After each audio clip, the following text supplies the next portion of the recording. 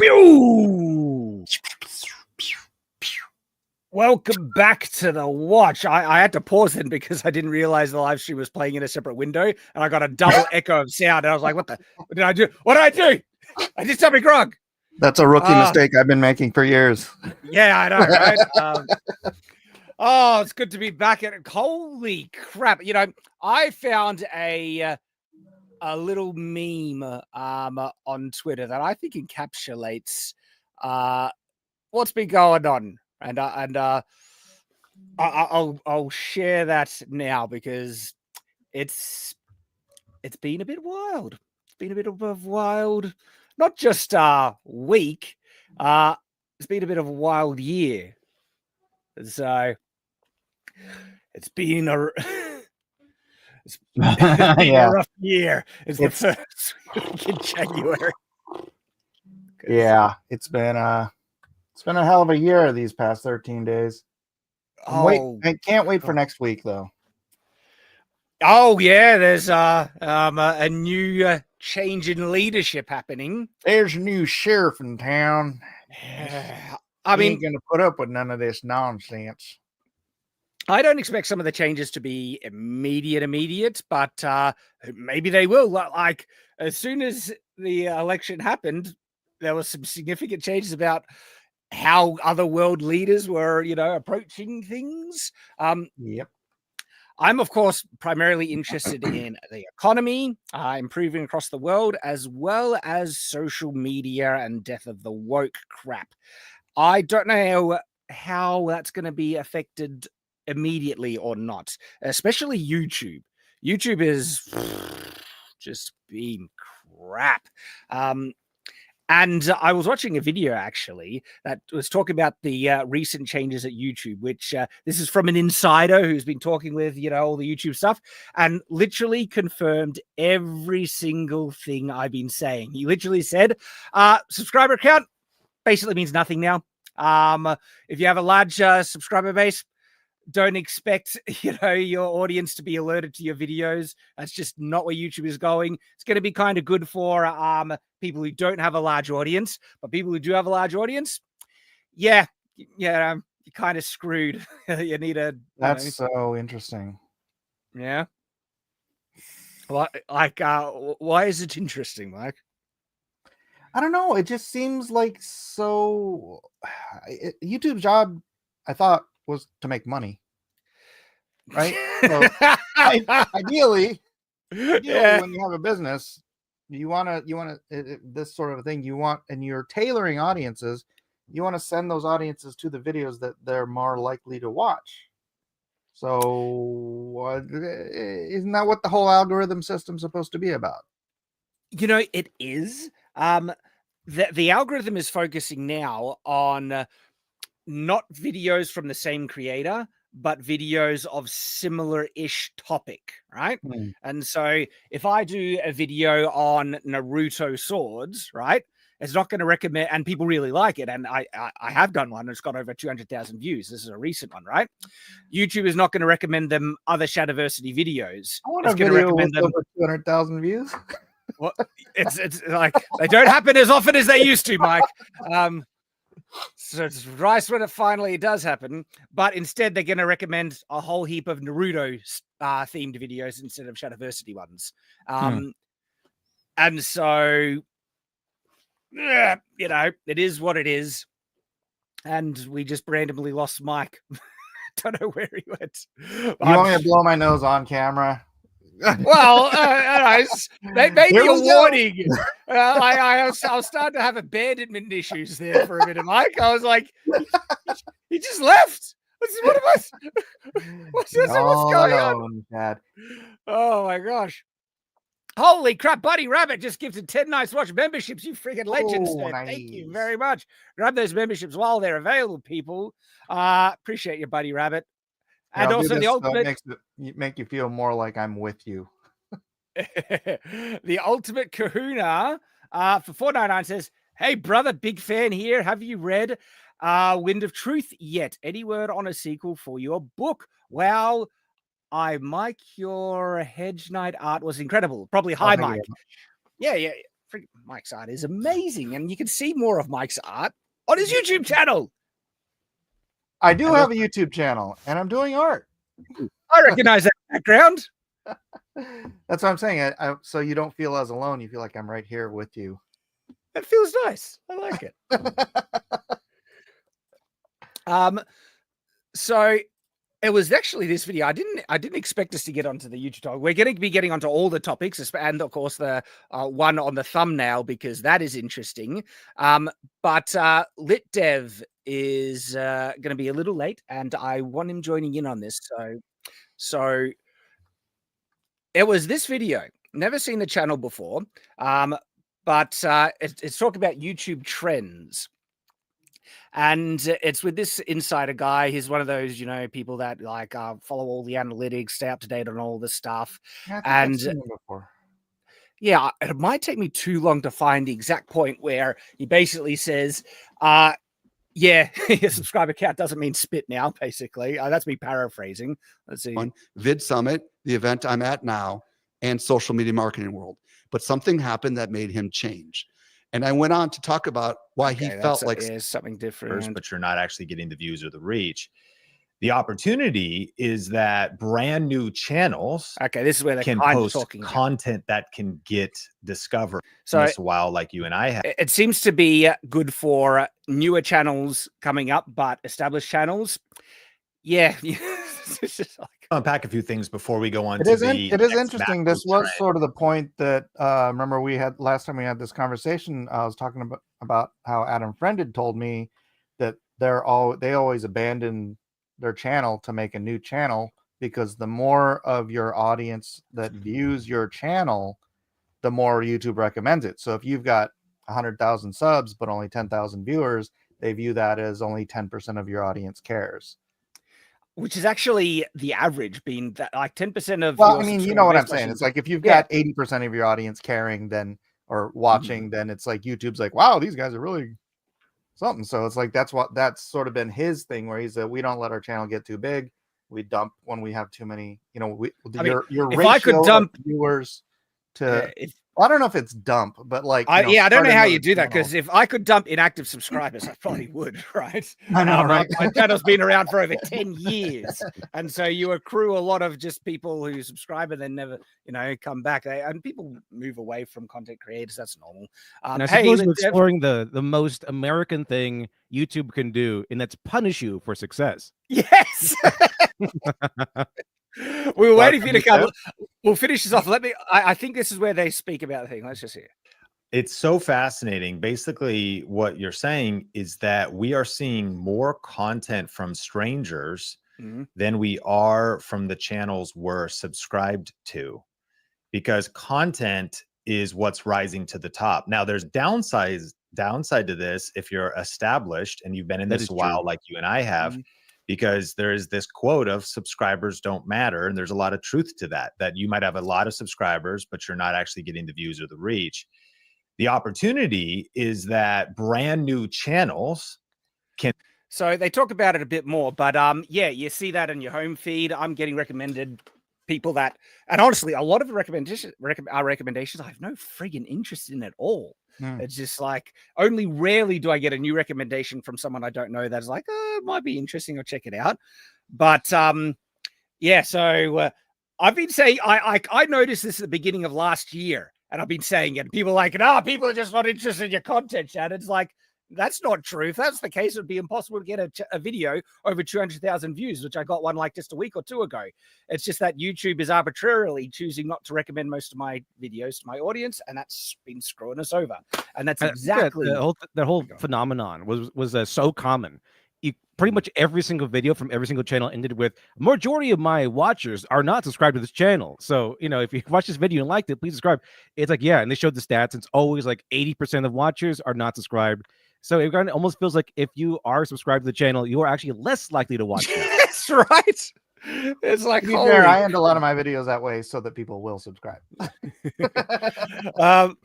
Welcome, Lit Dev. Let's get into the meat of the topics, right? We were just previously talking about get to me raw. Give it to me. It's been only like a week or two for the year, and it's just been nuts. And people are like, it's been a rough year. It's like, it's only been a week.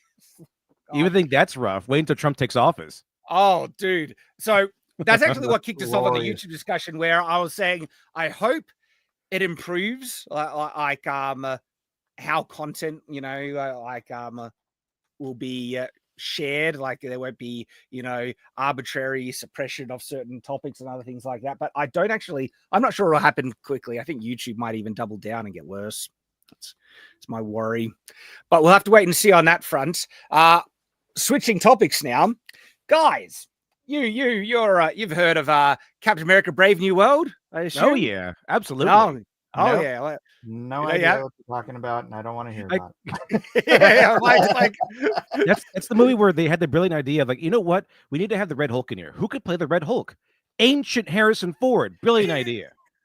This guy who broke a hip and almost died last movie. Let's put him the prominent action role. That sounds That's good. actually not a bad idea because he's going to be all CG. And you might as well just kill him off, I guess, at this point. I mean, It's like the perfect action role last for Harris Harrison movie. Ford, all well, computer generated. he just dies. I found something interesting. I decided to. It was actually when I was looking for the thumbnail, right? Because there's a IMAX trailer that might be worth reacting to, and so when I was like, all right, that could be an interesting, fun topic for today. Then I just Googled Captain America: Brave New World. Okay, and it's like, okay, yeah. Then I saw, hang on, what the heck is this? What is this? And so I click on it, and it's like Captain America: Brave New World, and let's break it. A hero looks like you. That doesn't And even it's look real. That looks like one of those propaganda posters you get in like The Boys or something. I thought this, like when I first saw it, I thought it was someone making a meme of woke Marvel. That this is the type of dumb thing that they would do. Then I was like, oh, this is actually real. This is unironically a Marvel publication. And I was just like, do they realize what they're implying by That's this? really cringe. It's just like, and what's frustrating about this, okay? All growing up, I never needed a hero to look like me. Yeah, heroes were never supposed to be you. They're supposed to be people you look up to and be inspired by. Exactly. They're never supposed to be you. And like the color of their skin never mattered. One of my boyhood, heroes. I've later learned that his politics are a bit communist. I'm talking about Jackie Chan. He's like full, Chinese Communist Party supporter, old Jackie Chan. But his achievements. He has to be, otherwise they'll kill him. Yeah, there's probably that as well. But his achievements in film have just been phenomenal. And I loved all Jackie Chan movies. Does Jackie Chan look like me? Not a single bit. And he was one of my, I would collect the Jackie Chan movies, loved them all, right? And heaps of black characters I really liked. Captain Sisko in Deep Space Nine is just freaking phenomenal. The best captain. He's great. He was never in my mind a black captain, just like Jean-Luc Picard was the white captain. Avery Brooks said that. Right? Avery Brooks was actually asked that question. What's it like being the first black captain? And then he's like, well, I never thought about that, about being a black captain. He's like, I don't wake up in the morning and think, today I'm going to do a brown male thing. I just think I'm going to do a thing. Yes. Right.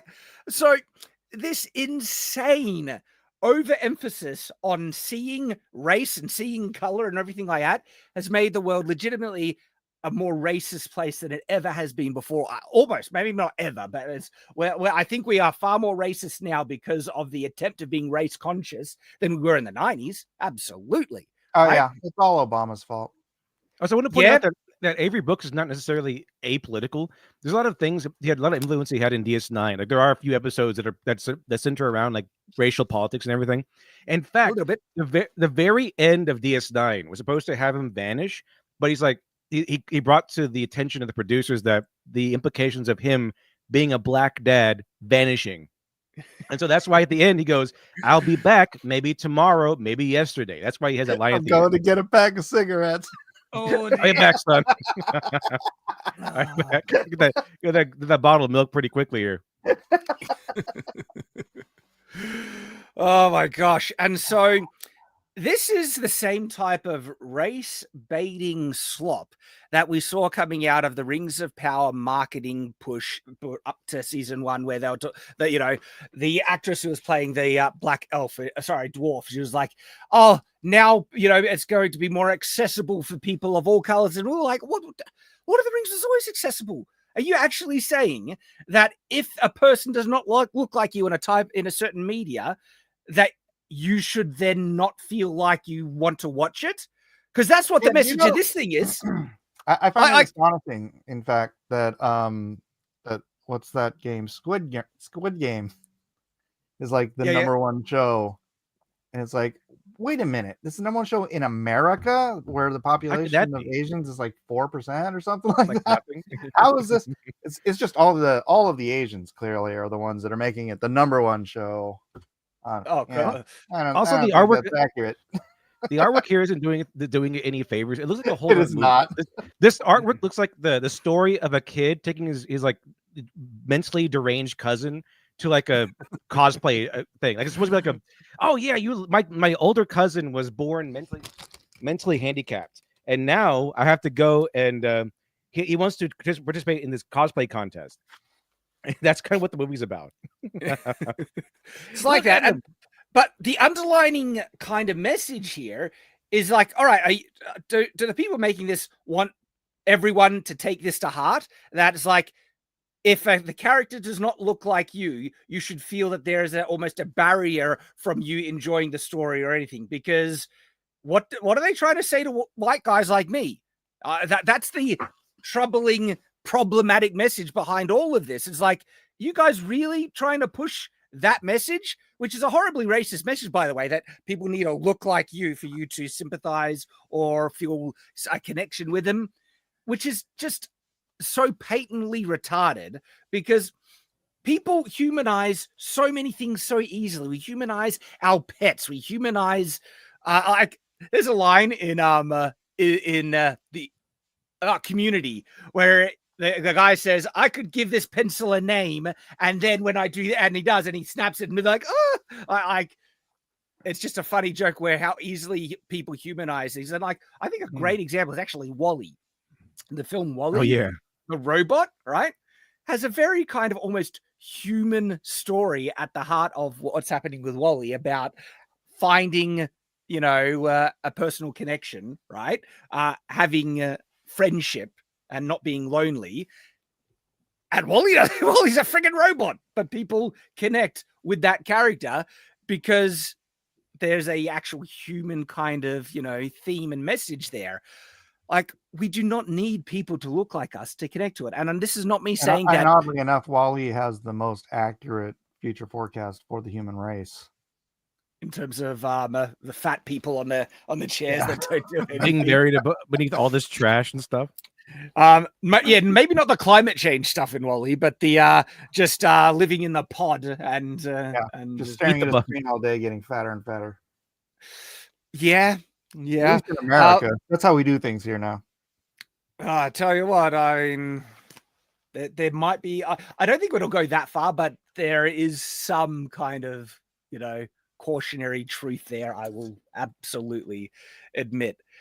And so, when it comes to Captain America: Brave New World, all right, this is a book that Marvel is producing, but it's also goes in line with Marvel's philosophy, and it's like, I really hope people don't adopt that, because I actually liked Falcon as a character. I think he was an interesting, fun enough character. I think it's utterly retarded. When he was introduced.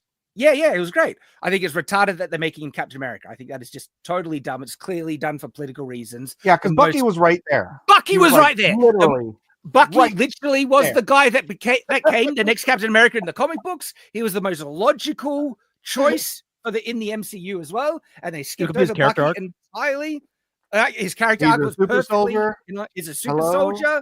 Exactly. Like, everything was just obvious and so clear to make Bucky the next Captain America, and they jumped over him and went to Falcon, which was, he already had established kind of style with his wings, and like, the wings do not fit well with the Captain America shield at all. Like Captain America shield is associated with kind of the super soldier, which I thought was so good for it, and just never made sense. With the wings, it kind of looks like it's kind of like a kid made it. Like, my guy's super cool. He's got super serum. He's got a cool bulletproof shield. He's got a cool uniform. He's got wings. Like, it's like just never. I just sat down to design the character and just never ever stopped. Well, the other big issue with Falcon becoming, Captain America is that he's not a super soldier. Okay, right?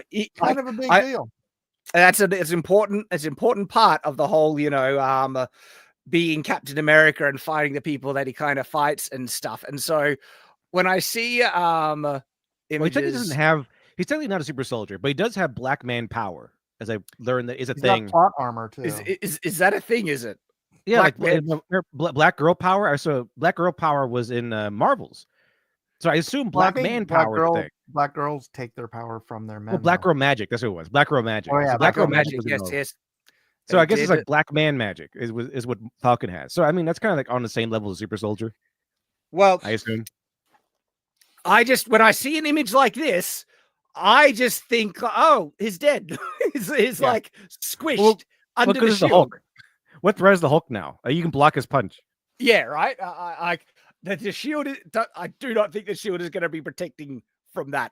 I think in the Stan Lee era of comics, he might have a cover like this, but the shield would dent and it would look like he died or something. No, it can't. If it's vibranium adamantium, so it would absorb all. Here's the thing: it's the kinetic energy is the only thing that vibranium will stop. Right. So the initial punch, it would stop with no pressure. But if he just adds 1% of Hulk's power, he just squish him into the ground after that. Well, yes and no, because it's how they show. Like they say that's how vibranium works, but then they don't show it working like that. Anytime he blocks something and gets knocked back from it, they're showing that. They always get it wrong because the vibranium shield, like literally, if you threw it at a wall, it would just hit the wall and then drop. Fall. Right. Yeah. Exactly. So. It could be fun if they were a bit more realistic how it should play out. But in like almost any application, a Hulk strength character punching that shield, he's dead. And look, I have enough trouble believing that Steve Rogers could survive it, let alone a human who's not a super soldier. And it depends on who's writing. Yeah. The Ultimates, which was one of Marvel's reboot series, right, has a time when Captain America kind of tries to take on the Hulk a little bit. He drops like a tank first and is in a tank, and then he gets knocked out of the tank, and then he like fights dirty and kicks him in the balls, but he doesn't stand a chance. They show like Steve Rogers not standing a chance, and he has to basically dodge most of it and just keep him, at bay while he can't really take him on, which is, yes, I could accept it more easily because the super soldier thing. Falcon, not doing it. No, not doing it at all. And so making Falcon Captain America was clearly and so obviously a politically, driven decision. Yeah, it was that as well. It was that as well. And then when we have images like what we showed before, let me just bring it up again. That's a hero that looks like, so it's not even a hero that looks like you. It's a statement that a hero looks like you, meaning what are you saying, that it can't be a hero unless it looks like you? A hero must look like you? We got to categorize our heroes. You're the white hero. You're the hero for black people. You're the hero for Asians. Well, no. Okay. I'm going to play devil's advocate here. A hero looks like you. I mean, you could literally put anybody on there and say you could be a hero. That's sort of the message. But they could put that on there. They could say that you could be a hero. Like this has such strong kind of racial undertones. In Soviet Russia, hero looks like you. Hey, Shad, check down below here and there. Someone's coming in that I sent the link to. Okay, yep. I'll keep an eye out. All right. So Marvel certainly hasn't changed, even though they might be trying to pull back here and there. We, heard Disney trying to remove certain trans episodes from kids shows and things, but the people are still there. Like what is the mentality even based on? Like, what is it even based on that the hero must look like you? It doesn't make any sense. Like for me, it feels like it's based on racism. It's That's like it. saying That's the only thing that has to be the case. Like in narcissism and racism, which is I think really bad. I would say, hey, no, don't listen to Marvel. If the hero is black, Asian, white, whatever, if it's a good movie, go and watch it. But according to Marvel, what they're saying here is like, oh no, you should, like, people have trouble, being invested in them if they don't look like you. Hey, I would say if they really got wanted another gentleman journey. We got Michael Bancroft. How are you, sir? Hello. How are you? I didn't know if we ever met, Shad, so I just got Mike. No, I mean, you guys both live in Australia. You should know each other, right? Yeah, there's only a few of us. Yeah. Where in Australia are you from, Michael? Melbourne. Hey, okay. So actually probably not that far from me. How are you, mate? Do you want to introduce yourself to the channel and the chat? Yeah, name's Michael Bancroft. I've got a channel just by name, Michael Bancroft, and I am a comic book creator. Awesome. What's some of the stuff you've made in the past, man? It's just the one. I make the one comic. It's called The Lucent. Put out 2 issues so far through crowdfunding. Initially, I did it through Indiegogo, but then when Indiegogo started being funny, I made my own site, thelucentcomic.com. So that's where I do everything through now. Nice. And hey, you got some shout outs in the chat already. Hey, Bat Sauce. What's up?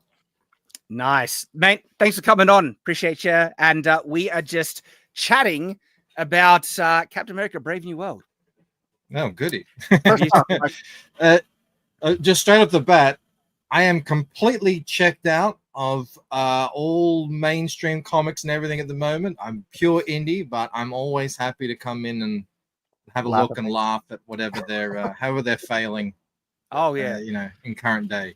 I mean, if I didn't review this stuff as part of my job, I wouldn't watch. I don't think I'd even watch 90% of the stuff that I force myself to watch. Like the Captain America: Brave New World would not give a friggin' crap.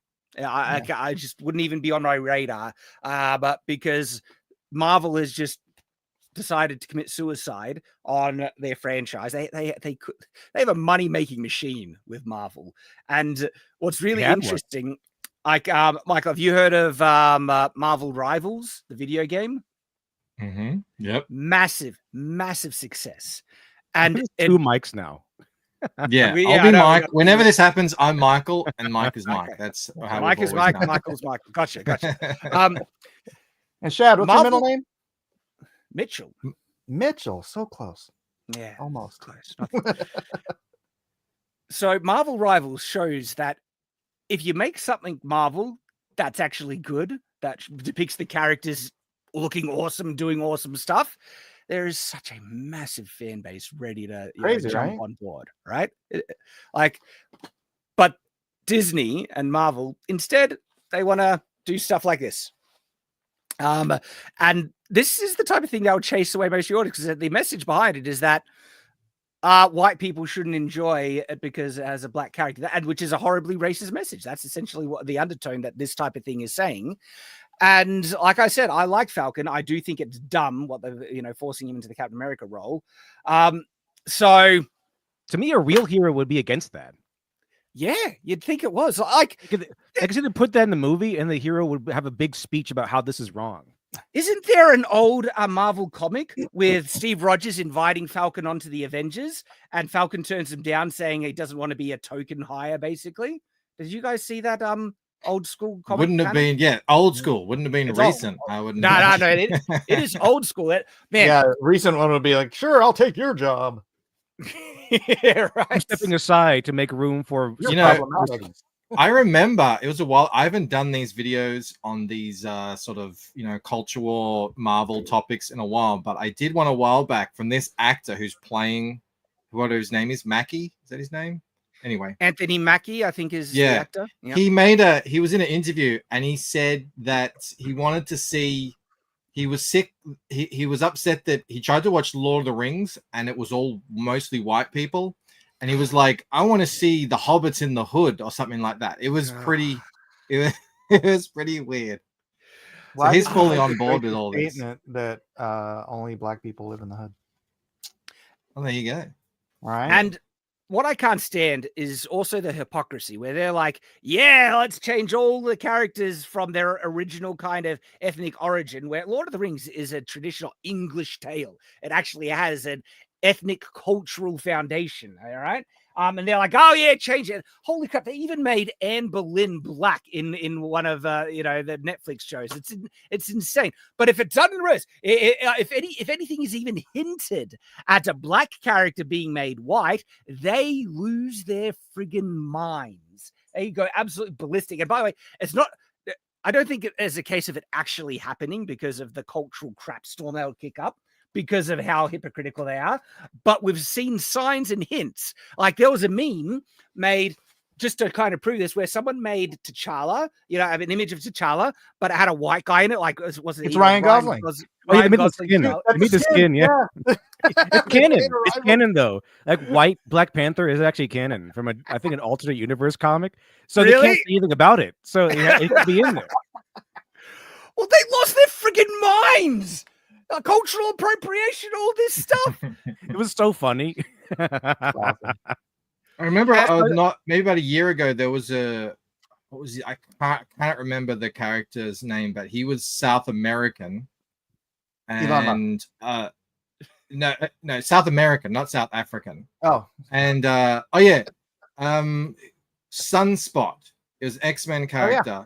And the guy that was gonna play him was from the right country, but he was too white. Even though he's from the right country, the skin, they were like getting the actual skin tone. It's like not dark enough.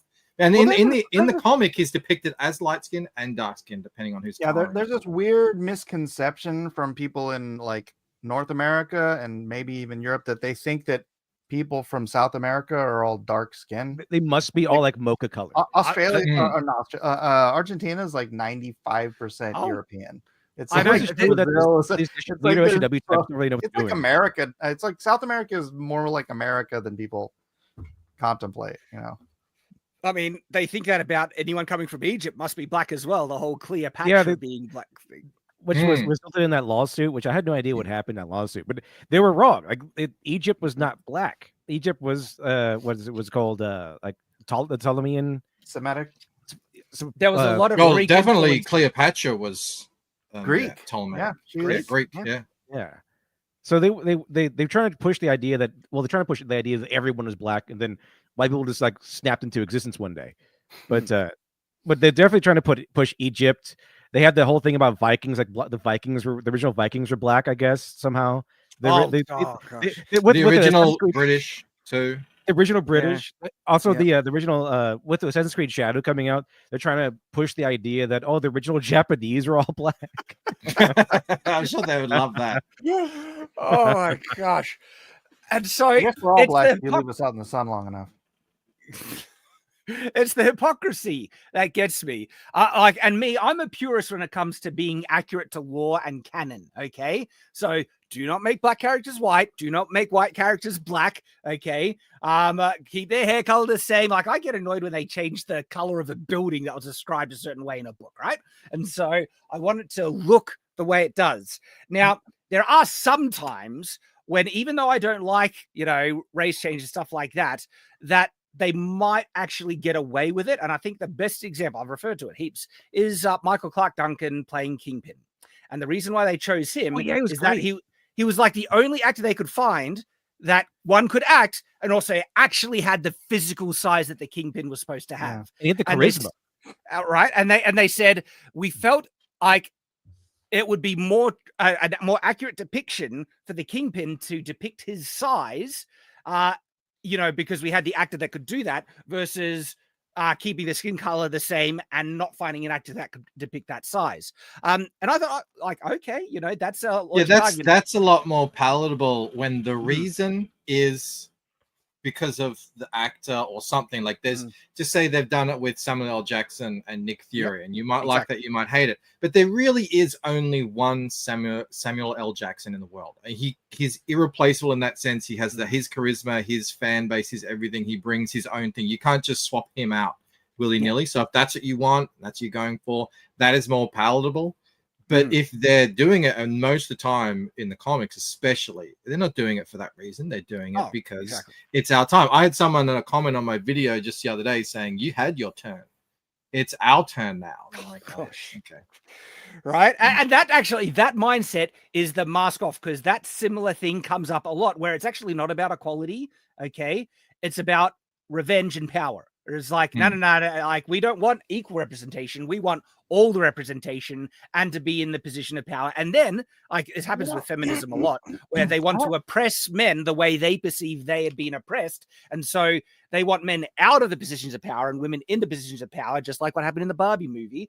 And also they want men to get paid less and women to get paid more, like feminist monopoly literally only gives women $200 for passing go. That's not equality, all right? That's sexism in the other direction, which is the exact thing that they want. They don't want equality. Like, this other side actually wants racism in the other direction. We see signs of it constantly. As you said, that comment, it's their time now. I have a genuine question because I don't know the answer to it. I know there's like an Asian movie industry, or there's a Chinese movie in Korean, Chinese, Japanese, friggin' Indian, European. Is there not a movie industry in Africa? Because I never have seen anything. Literally, God, there must be. There must right? be. That's what I'm. I'm the same. I haven't seen anything. There's gotta but be. do you think there must be? It's a big continent. Yeah, It's the biggest.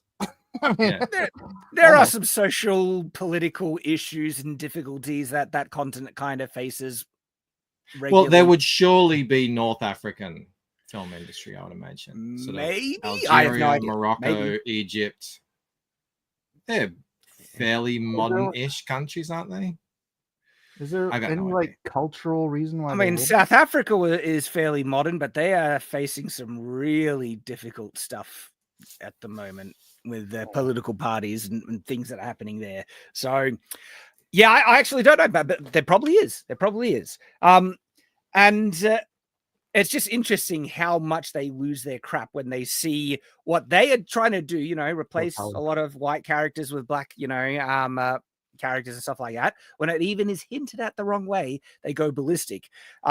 We covered this on Night's Watch, where they the live action Lilo and Stitch film, I think a possible casting got released for one of the sisters in it, and she was a couple of shades whiter than the she still was ethnic, right? She still had but she was a little too pale compared to the cartoon. People lost their friggin' mind. Yeah, I remember. I did. I'm pretty sure I did a short on that one as well. She's native to where is it? The island? Where is it? I didn't even watch Lilo and Stitch. Hawaii anyway, somewhere. Yeah, but she isn't ethnically pure in that sense. There's some these SJWs they're like, oh, she's not pure blood. She's not pure blood. Yeah, that's exact. I mean, what other way is there to say it? She's native to the place, but her ethnicity is not pure enough for the character. And I mean, I certainly understood why you said that in a German accent there. Like, she has some mixed race, yes. Yes, she is too mixed. And this is just voice acting, isn't it? Was this for a cartoon? No, I can't remember. I think this is the live action film. Okay, right? I found they are actually race obsessed, and in some instances, they're racial supremacists. And it's like, these are the same weirdos who, if you draw a brown animated character, supposed to be brown, when you make her not white but one shade lighter, they will try to get you to kill yourself. They will go ballistic. That girl is actually brown skinned. It's not like she's a white girl. She is, but she's not brown enough, I guess. She's like she's not, on oh my gosh, a week in the sun. That's all to get these things out. If you ever think that these people are like, have any credibility in terms of like, oh yeah, they're the more mature, right-thinking people, just remember these are the same people who think you're a Nazi for not liking Star Wars. Yeah. Oh gosh, isn't that insane? But it's actually true, right?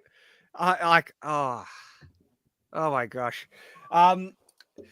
So Brave New World, Captain America, gonna be interesting. This came across my feed, which I thought was kind of funny. So this is the guy who plays Winter Soldier. Okay.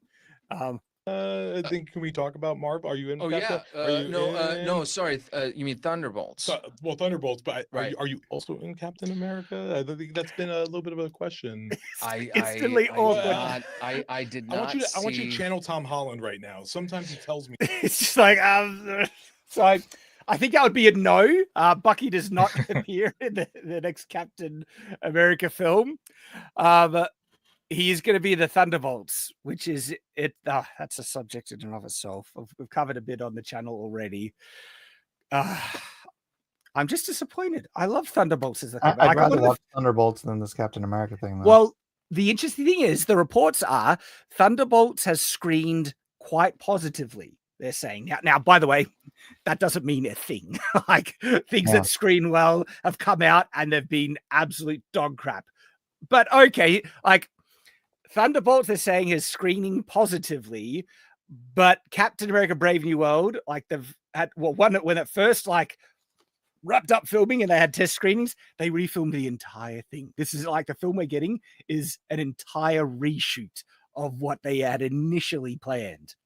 And so we have no idea. Expensive. Oh, holy crap. It sounds very expensive. Keep in mind that these movies, in order to get nominated for Oscars, I think they still have to follow those guidelines. Remember those guidelines that were produced a while back? Like 30% of your cast has to be XYZ. 30% of your camera crew has to be XYZ. Still doing that? I think so. Oh yeah, I've not heard any report of those being withdrawn. That all these policies are still in force, and they have Sonic the Hedgehog was disqualified. So racist, man. We actually what was disqualified? Sonic the Hedgehog 3, I think, was disqualified. The movie. Yeah, Sonic was too blue. It wasn't diverse enough. It wasn't blue enough. Right, okay, yeah. He was too azure. He needed to be more royal blue. I mean, well, the only color that matters in these terms is brown to black. It's the only thing. So blue, red, right. I mean, I did a video on Night's Watch going through the Amazon, DEI kind of policies about they literally so much percentage of this, so much percentage of that. And by the way, they broke some of that with Rings of Power. And it's like, what, are you going to fire these people now? That's your policy. But that's what they try and go by. And it is unbelievably racist. Like it's racism by committee. And people talk about, there's so much systemic racism in the world. This is actually an example of it, but in the opposite direction of what people are saying, where there are a lot of people not getting jobs on account of the color of their skin because they're too white, and it's in policy. Someone in the chat is pointing out that Sonic does have an interracial couple, which I remember, but I think it's the way that they don't like, which is the female is the black woman and the male is the male. That's not like, I don't think black society loves that all that much, so maybe that's like a point against it. I don't know. I have no idea, but maybe but hang on, Sonic should have beat their tick box. They've got Shadow. How can he not be black? Exactly, he counts. Doesn't he count? And who's the other one? Knuckles is red. Come on. Hang on, is it because he was voiced by a white guy, Keanu Reeves? Is that why? Is that what they're trying? I don't know, man. Isn't Keanu part Asian? Is he? Isn't he? I don't. Man, sometimes I'm completely blind. Like there are two actresses that I actually didn't register were black because, I'm not looking for it. But it was Meghan Markle. Oh yeah, her. I was like, she's like, I'm black. I'm like, what? Yeah, I was like, I mean, first of all, I'd never seen her before, and then I was like, I would never have guessed. She's like, yeah, face discrimination from skin color. I'm like, right. And then Zendaya. Yeah, Keanu's half Chinese Hawaiian. Oh, is he? I didn't even know that. But see, I don't notice these things. I didn't even know Dean Cain was half Asian or whatever. Quarter. Really? Quarter. Yeah, me neither. I thought he was Kryptonian. Yeah. Right. And yeah, Zendaya, I didn't realize she was black at first. And so these things before. I don't see it. And I think, I just judge people as they are. And I think it would be better 2005. I know, right? That's how I grew up. Like I grew up, and never did I had a Filipino friend, voted for Obama. One of my close friends in primary school was from the Philippines, and I had a friend who was Pacific Islander, probably Maori descent and stuff like that. At no point in my entire friendship and association with them as a kid growing up did I have, oh, he's Filipino, or it was just like, that's my friend. That is why you're racist. That's why you're racist, Shad. Not being colorblind is racist. Right. You have to see color everywhere. It's just... You're ignoring it, not acknowledging the historical plight of these people. That's really what it's like in Australia. No one cares. Well, that's what it was like for a long time until American kind of culture of until we started getting BLM yeah. marches in the streets of Melbourne and Sydney. And we're like, oh, huh? We barely even have black people. By large mansions. And Michael, I'm glad you're here because you can appreciate this as an Aussie as well. Like, Australia has always had this kind of casual attitude about racism in terms of just joking about not caring, because it's never been a big thing. We didn't have a big kind of, you know, racial, cultural kind of conflicts in the past. And look, there are things here and there. And I'm not saying that there weren't difficult things that happened with, you know, the early days. But in terms of when I grew up, like Australians, man, one of the most common jokes growing up were making fun of the Irish for being stupid. And by the way, I have Irish heritage. I can say that. I've got the Irish pass. I can see it in your beard. Yeah, you can. Got that ginger. Were Irish slaves down there too? Oh no, yeah, but I mean, not slaves, like convicts. They were brought over as convicts, but that's they were just brought over as slaves here. Paid in beer and potato. No. We didn't have anything like that here because this is we were later. They were just slave labor. Yeah, well, they were brought over as convicts. They get to work however many years, and then then they get released into a land that's basically unclaimed, and then oh, that parcel of land over there, do you want it? Sure, sign this thing, you get it for free. It's a friggin' good deal. It's like you do have to fight the wildlife and other things like that, but like people were people were immigrating to Australia as well. All right, it wasn't just all convicts. It was this new land, vast and untamed. That's people coming over to sell. I'd be interested in learning a little bit about the history of when it stopped being a prison planet and started becoming like a place where people colonized to. Pretty was early. It like at the same time? Yeah. Was it like, no, we're just gonna put you here? I don't know the exact time, but I'm thinking late 1800s. That it was sort of, now it's pretty much just a normal coming over. I mean, what really kicked off massive you guys could make a lot of money, you know how, if we could keep doing that. Like you want to send people over here? Yeah, just send all our criminals down there. We already have grant. We already have enough. Government like $100,000 per criminal. It'd be much cheaper than housing them here. If you could just reinstate slavery, we could make a lot of money. That's gonna get clipped.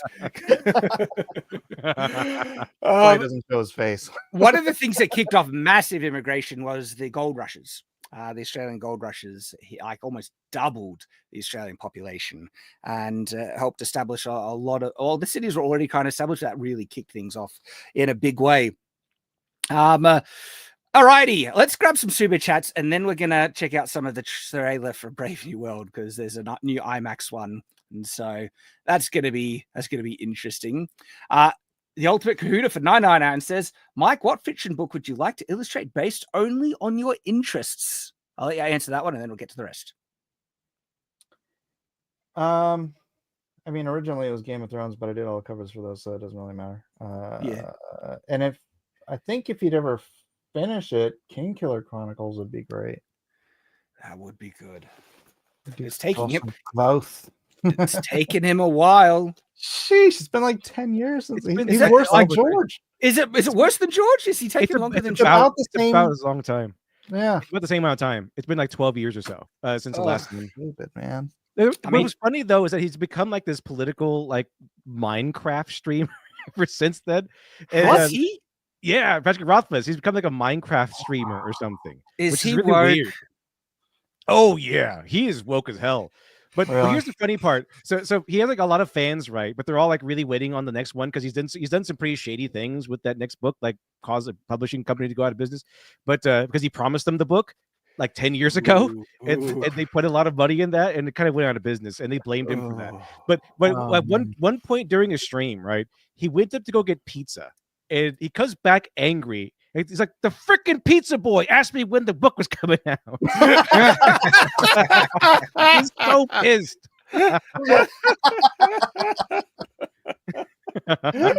That's awesome. Oh, that's my phone. I'm gonna have to call him back. And I thought it was like put my phone intermission on- music or something. I know. That's a noob mistake. We're professionals here, guys. Yeah, like I actually, so I enjoy Name of the Wind more than A Wise Man's Fear.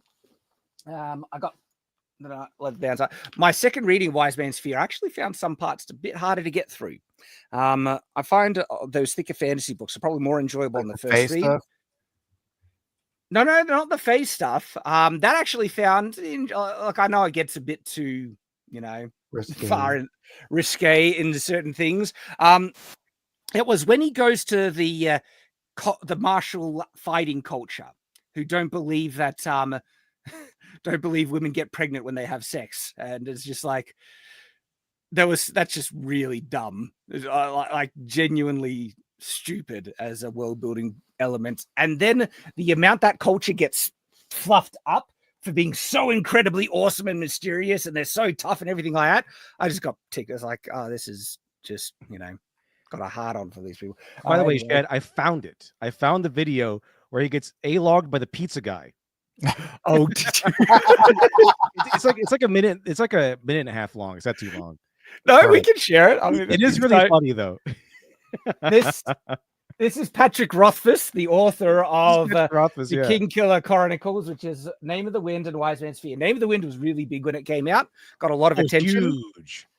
Like it was hailed as like the best thing ever. It was like the return of what's it called? Not literacy, but like literature, like the actual literature, like the fantasy literary powerhouse has returned. Yeah, I think that's a little, overblown in that regard. I still really enjoy it. I still like to get the next one. But all right, so this is actually let's finish off the super chat and then we'll watch that. And so Good. Shad, the Iron Seas made a video about your Brandon Sanderson take, worth checking out. I might check it out. I like the blokes from Iron Seas. And so I might indeed give that a look. And if they disagree with me, perfectly fair. And like with my Brandon Sanderson video, I do share some very clear things, which is pretty darn woke. But my message of the video is that he is not like a crazy activist trying to cancel people. And I also He's just not an SJW. Yeah. And I don't think he's going to go as far in his other books. That's my prediction. But if I'm wrong, we'll see and find out.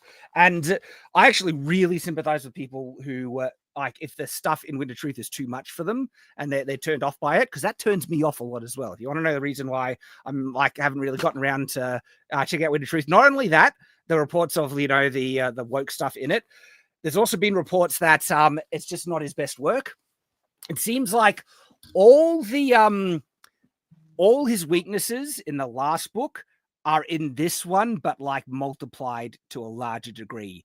And the last book is one of the ones that I found hardest to get through because of the too much indulgence with other characters that were less interesting, other storylines, dragged on a decent amount. My favorite Brandon Sanderson works are his shorter works where they're faster paced. So the Wax and Wayne trilogy, also Steelheart, and his sci-fi one as well.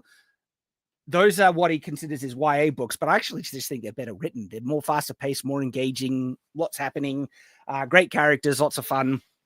And I love the first Stormlight books. The first Stormlight book. What's the name of the one? My brain just went dead. Way of Kings. And I still think Way of Kings has probably one of the strongest emotional payoffs out of any book I've ever read. Okay. The interesting upon rereading it, right? For myself as a reader, I don't like the Shallan arc in the book, which is like half of the book. You could cut all of the Shallan chapters out of the first book and I would enjoy it more. All right? I felt like that about the Brienne chapters in Feast for Crows. See, And it seems like there's a lot of that in Wind of Truth. And so it's like, so I get why people are, not enjoying it. And look, yeah, people are saying it's not his best, but they still like it though. So that's kind of what I'm hearing as well. But thank you very much for the super chat. And now let's check this out. The pizza. It's called the pizza guy incident. There we go. Here comes the pizza.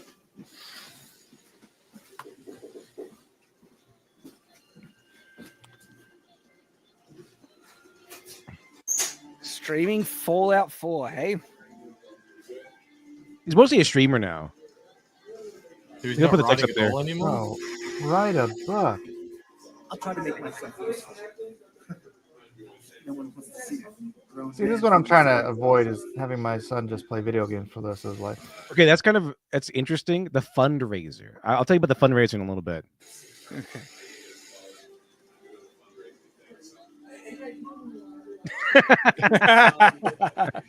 There's no public aid. Yeah, I bet not. He comes back pissed. But even the hard days get easier. You have a sigh. Like, One sec.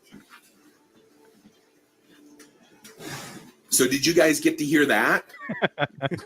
Did you hear? Yeah. Uh-huh. The only person here. Here he asked the fucking pizza guy asked about book 3. The freaking pizza guy. It's okay.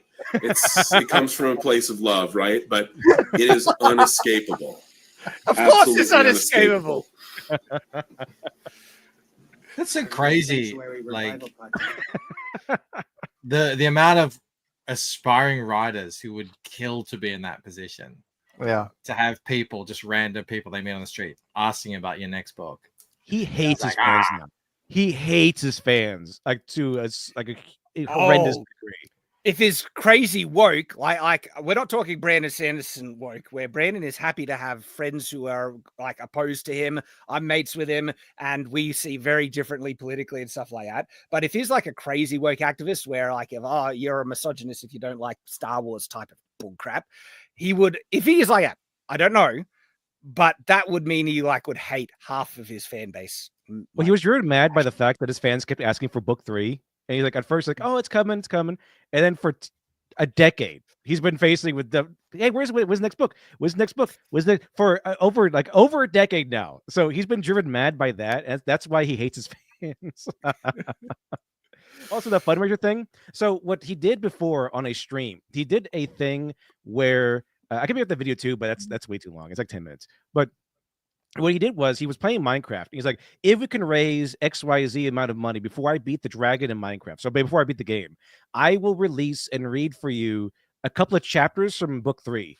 That goal was hit. The chapters never materialized. Oh, dude, terrible. Is this like new chapters? Like, because he did put something up. Didn't he put up? He actually has released a short story. Third book. The Slow Regard of Silent Things is the name of it. Okay, the Slow Regard of Silent Things, I believe it is a third book, but it's not the third book. As far as I thought it was like part of it.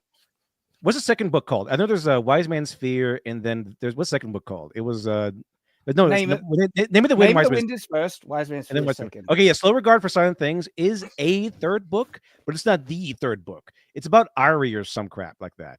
And then to make to piss off his fans even more, he did come out with another book that was just like a rewrite of a short story I think he did for Rogues, which I did get, and it's pretty good.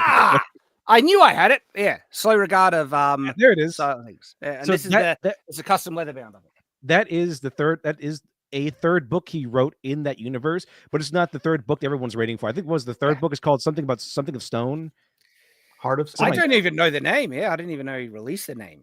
It was something of Stone. I forgot what it was called, but it was but that was about Ari, and it was like some side stories, which everyone got angry about. It's like, oh, third book? Yes. No, nah, so it's a complete side character. And then the last one he wrote, from what I know, and I haven't got my Project Rothfuss lore in some time, but the last one he put out was like a rewrite from a different perspective of a short story he wrote for the collection called Rogues, which was collected and put together by George R. R. Martin. So that's kind of the last thing we saw from Patrick Rothfuss so far, and ever since then he's been like basking and wallowing in like the fame he's collected so far. Yeah, it seems like he's talked about his writing approach, that he is very much a discovery writer, a gardener. He doesn't pre-plan out things, and so I wonder if he's kind of got what the George is facing. He doesn't know how to stick the landing, doesn't know how to end it. I will give it to George. At least George wrote a bunch of books. Yes. And George has the entire history of that entire Westeros and everything like in his brain. Just like world building is I tried reading Name of the Wind a lot of times. I just couldn't do it. But I did read a lot of Game of Thrones. Game of Thrones is a lot more, I guess, in my wheelhouse. Yeah, I like them both. There's a lot I like about Name of the Wind. There's a lot, when upon rereading does like drag a bit, but some of it is just genuinely great. All right, let's grab some of the rest of these super chats. And so Lance 199 says, "Well, the first incel hero." I mean, it's technically correct, I guess. I think he's the first Duracell hero. Possibly. Well. But I'm not acknowledging that, Mike. Nathan Cassidy for 999. A script leaked for a TV remake for Holes, and the main character is being gender swapped, of course. I remember that film. Isn't that the one with it's got the guy from Transformers in it. What's his name? Shia LaBeouf. Shia LaBeouf. Isn't that the original one? one? He's still around as a kid. Is Shia LaBeouf still around? He went crazy. Like, do you know the Shia LaBeouf law? I think he became a Christian.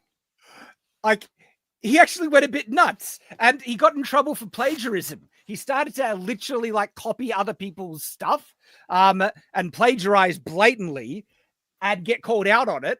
And then in his like apology, he plagiarized someone else's apology. That's based. Okay, plagiarizing an apology for plagiarizing. And he got in trouble, and Inception level basedness. And then he, of course, had his like what looks to be mental breaks with the "he will not divide us" stuff, and that was hilarious. That was "He will not divide us." That was like 8 years ago. Yeah, he's had some come to Jesus stuff lately. Maybe his gender swap holes. The gender swap holes doesn't make any sense. It's like gender swapping Lord of the Flies. It doesn't make any sense. Yeah. Like that is like a young man's story. Well, look what the super chat says. I can't wait to see them getting called out for sending a teenage girl get sent to an all-boys prison camp. Okay, that sounds like a romance manga or something. Yeah, that's some weird setup for some. Yeah, it'll be like some trans thing, Oh my gosh. Different gender goes to a different prison. That's like I don't think anyone would send like a girl to go dig holes in the hot desert sun where you get stung by weird lizard things. As much as Hollywood doesn't want to change, and I think the activists are still in the company, one thing seems to be getting through to some of the people at the higher ups is that the woke stuff is unpopular and it's making things fail. And there is still heaps in the pipeline that is completely drowned, and its whole construction and inception is based around, woke ideology. That stuff is still going to be coming out. And so we're still going to see stuff for another 3 years. Yeah, it's like a ship. It takes a long time to turn, and everyone who's working there now, it's like they hired their own, so they're really ensconced in there. Oh, absolutely. And even after the 3 years, the people are still there that wanted this stuff. And so, hang on, what? And Meg's comment.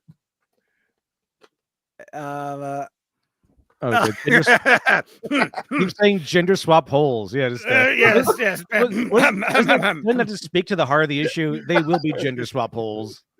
Well, yeah, it's ma'am.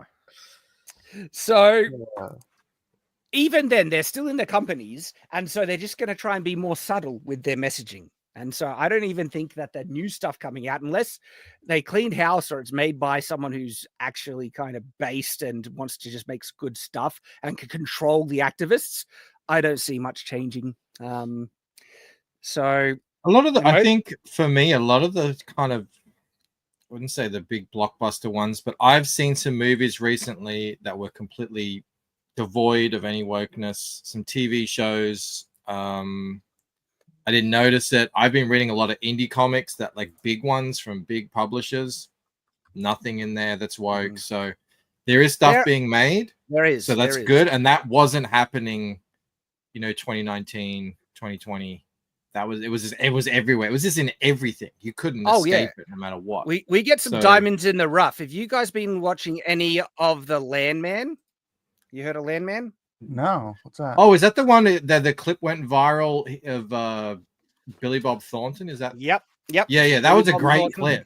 I love that. There's another one. This looks like this is from the new episode. I've watched them all except the most recent episode. What's it on?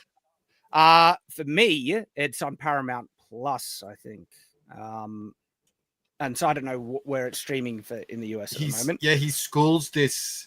I guess it's his daughter or someone. He schools someone. No. So she is a lawyer who comes from the city, and she's a complete kind of, woke-minded, how dare you talk to me as a woman kind of thing. And so this character is a no BS oil, worker. And this is just another example where he just shuts her down. It's actually great. It's actually got some...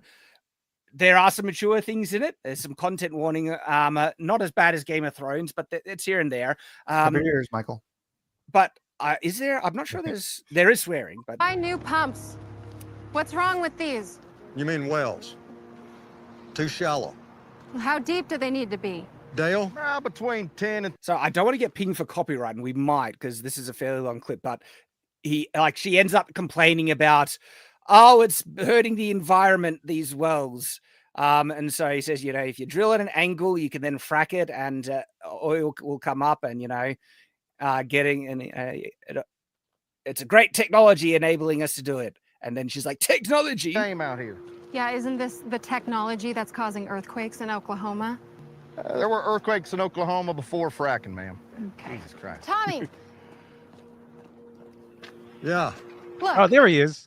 Yeah. You understand, I don't think anyone should be doing this, all right? I think it should be illegal. This is her getting on her house. Again, copyright, so we'll pause it here and there. Comment, it should be illegal. Comment. Yes. I do like observation. One of my some favorite very things- nice sunglasses. There you go. A little bit of critique. I really like Billy Bob Thornton in Bad Santa. He has a really good movie of his. Well, he plays a bass guy pretty good in this show. And by the way, the show is just good. It's a well-written, engaging, fun, enjoyable show. Flat. And then his character, his performance just knocks it out of the park, where he's just fed up with any political crap. He's doing a job, and the world runs on oil. So and this is what he basically says. Then you should have run for Congress instead of getting a job with an oil company. Oh, man.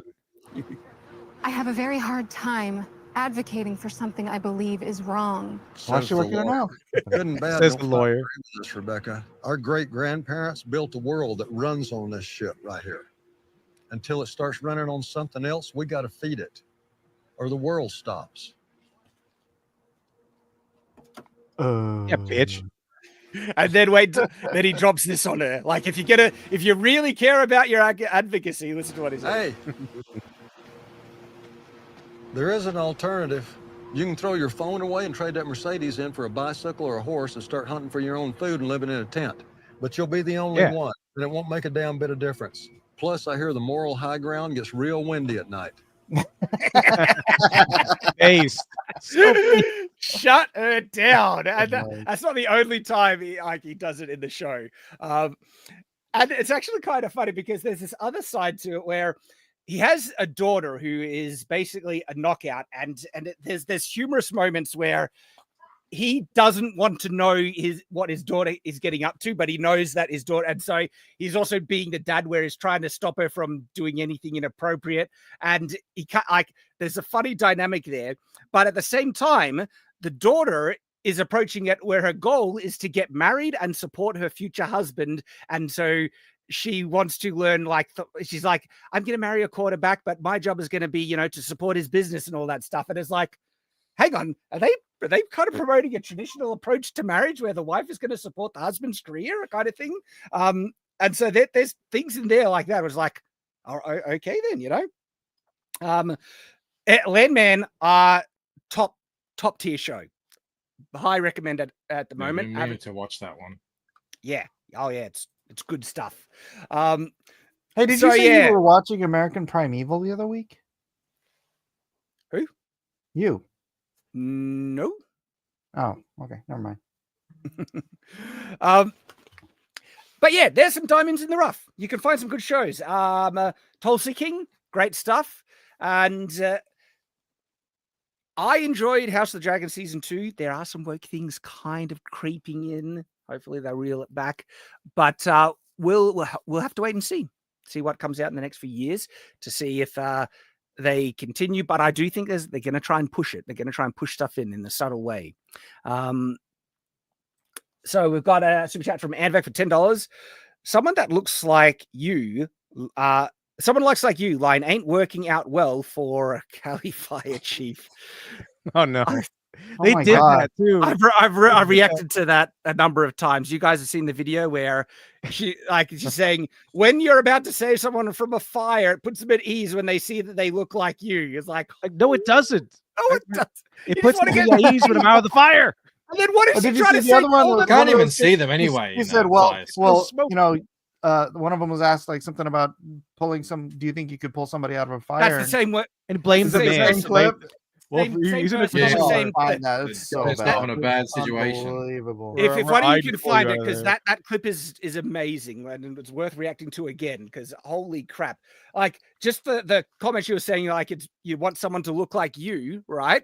It's like, what does that mean to all the people that don't look like you? Then what's your belief? Then is that like it's such a racist notion? Okay. Can you imagine that being the case? Like a fireman comes in there and you're pinned under like some burning logs, and then you go, "Oh, thank God, the fire!" Wait a minute, take off your helmet. What do you look like? Okay, Yeah, no. I hear an accent. Can Leave you me You're hire too alone. someone white, that you're looks too more white. like me? Yeah, extend like some guy looks like me. same It's skin tone. And then yeah, she goes on to say, like, can I pull a grown man or whatever out of the fire? Probably not, but it was his problem for being there. Yeah, it's his fault for being a man. All right. It's like, holy crap. I mean, How did we ever get into this clown insanity world? It's pretty Can you imagine- nuts. Can you imagine It that kind really of is. sass Been a when you're long time. burning to death in a building? Like, "Hey, please help me, help me! I can't. Sorry, you shouldn't have gotten yourself in the situation to begin with, asshole." Like, yeah, I Oh, know. You see, Michael, in the 1950s, I mean, that is a subject that is actually interesting to play through the slippery slope process. And so much of it can boil down to people's insecurities, their laziness. They want a free lunch. And so instead of looking at themselves and taking accountability for the state of their own lives, they want to blame external factors, racism, sexism, whatever, for them not, achieving. And then they get to play the victim. The slippery slope. They need to stop calling it the slippery slope fallacy and just calling it the slippery slope law, because it seems like every single time someone brings that up, it comes to pass. Yep. And yeah. What was the school of thought that came over escaping Nazi Germany and they were all communists and they came over here and started getting into our institutions? Are you talking about what, multi-generational warfare or intersectionality or No. It was like the a Bauhaus. literal What are you talking school. about? Yeah, it was like a little The Frankfurt School. Frankfurt School. Yeah, and they came over here and then they started. And about 10 or 15 years after they got here, they managed to get the Bibles taken out of schools. And about 10 years after that, they managed to get prayer taken out of schools. And about 10 years after that, we had the sexual revolution. And about the slippery slope is very. I went to university. Easy to see, Oh yeah, yeah, absolutely. And then when people say, "Oh, this is a slippery slope," and everyone says, "You're crazy," and then fast forward 5 years, it happens every time. Like, I remember they were doing a discussion on the radio here on Triple J, which is like a big national station. I haven't listened to it in a long time, so probably 10 years ago. And they were talking about the trans issue, and they said, you're going to get people identifying as cats, dogs, dragons, wolves. And it's like, you are crazy. There's no evidence. It's never going to happen. There are schools here that put out like kitty litter and kitty bowls litter for people who identify as school cats. children to use at the school. That's a real thing that happens. It definitely happens. One of the And Twitch mods a couple of years ago was a girl who identified as a deer. Yeah. The I other went year. to school Were I you went to allowed to shoot her if uni. you had a license? was Technically, that? you should be able to, right? Was it season? Was Yeah. she in season? I'm not going there. I went to uni for graphic design, and there was one class that was mandatory, and that was art history. And I didn't know it at the time. It was 100% indoctrination. I was indoctrinated into quasi-socialism through art history. It was all the Frankfurt School. It was all the modernists, postmodernists, and this was all celebrated. And everything classical was just dismissed, and a symbol of the white colonial blah blah blah. And this happened over 4 years. I was indoctrinated, and I left university like a full-on, almost a socialist, progressive. And I was like, wow. And all of a sudden, it's my God, how did that happen? But yeah, you don't expect it going to graphic design. Yeah, right. Well, thank goodness you woke up. There's a lot of people who just get fully drunk on the Kool-Aid and go down that rabbit hole. But we'll finish off. Just come out of school miserable too, right? Were you happy as a socialist? No, I thought the world was going to end. I thought it was like 2004, so it was like peak oil. We're not going to have any oil in a year, and everything's gonna. We haven't invested enough in renewable energy. It was. Did you look in the mirror and say, "You're the problem"? I mean, I guess it's fine. Technically, I guess it's fine by me. I mean, socialists should suffer on a daily basis. Well, it's just funny, right? Like the Barbie movie, all the women that fell into the patriarchy become really, really happy. And the way that they liberate them is to brainwash them into being dissatisfied, unhappy, become modern day women. Like feminism is literally the thing that brings them unhappiness and dissatisfaction. But now they're miserable. All right. Being miserable is the answer. Yeah, we'll finish on the super chat. It says Disney needs a new shtick. Won't it be great when Captain Falcon skips over saying people for being in the wrong place? Oh gosh, yeah. My gosh. Michael Dunaev. I always get that one. I always have trouble with it, but good to see you, Michael. $5 says, although the movie is decent, you still have a Chinese man replacing a Japanese man teaching kung fu in a movie called The Karate Kid. Double swap. True.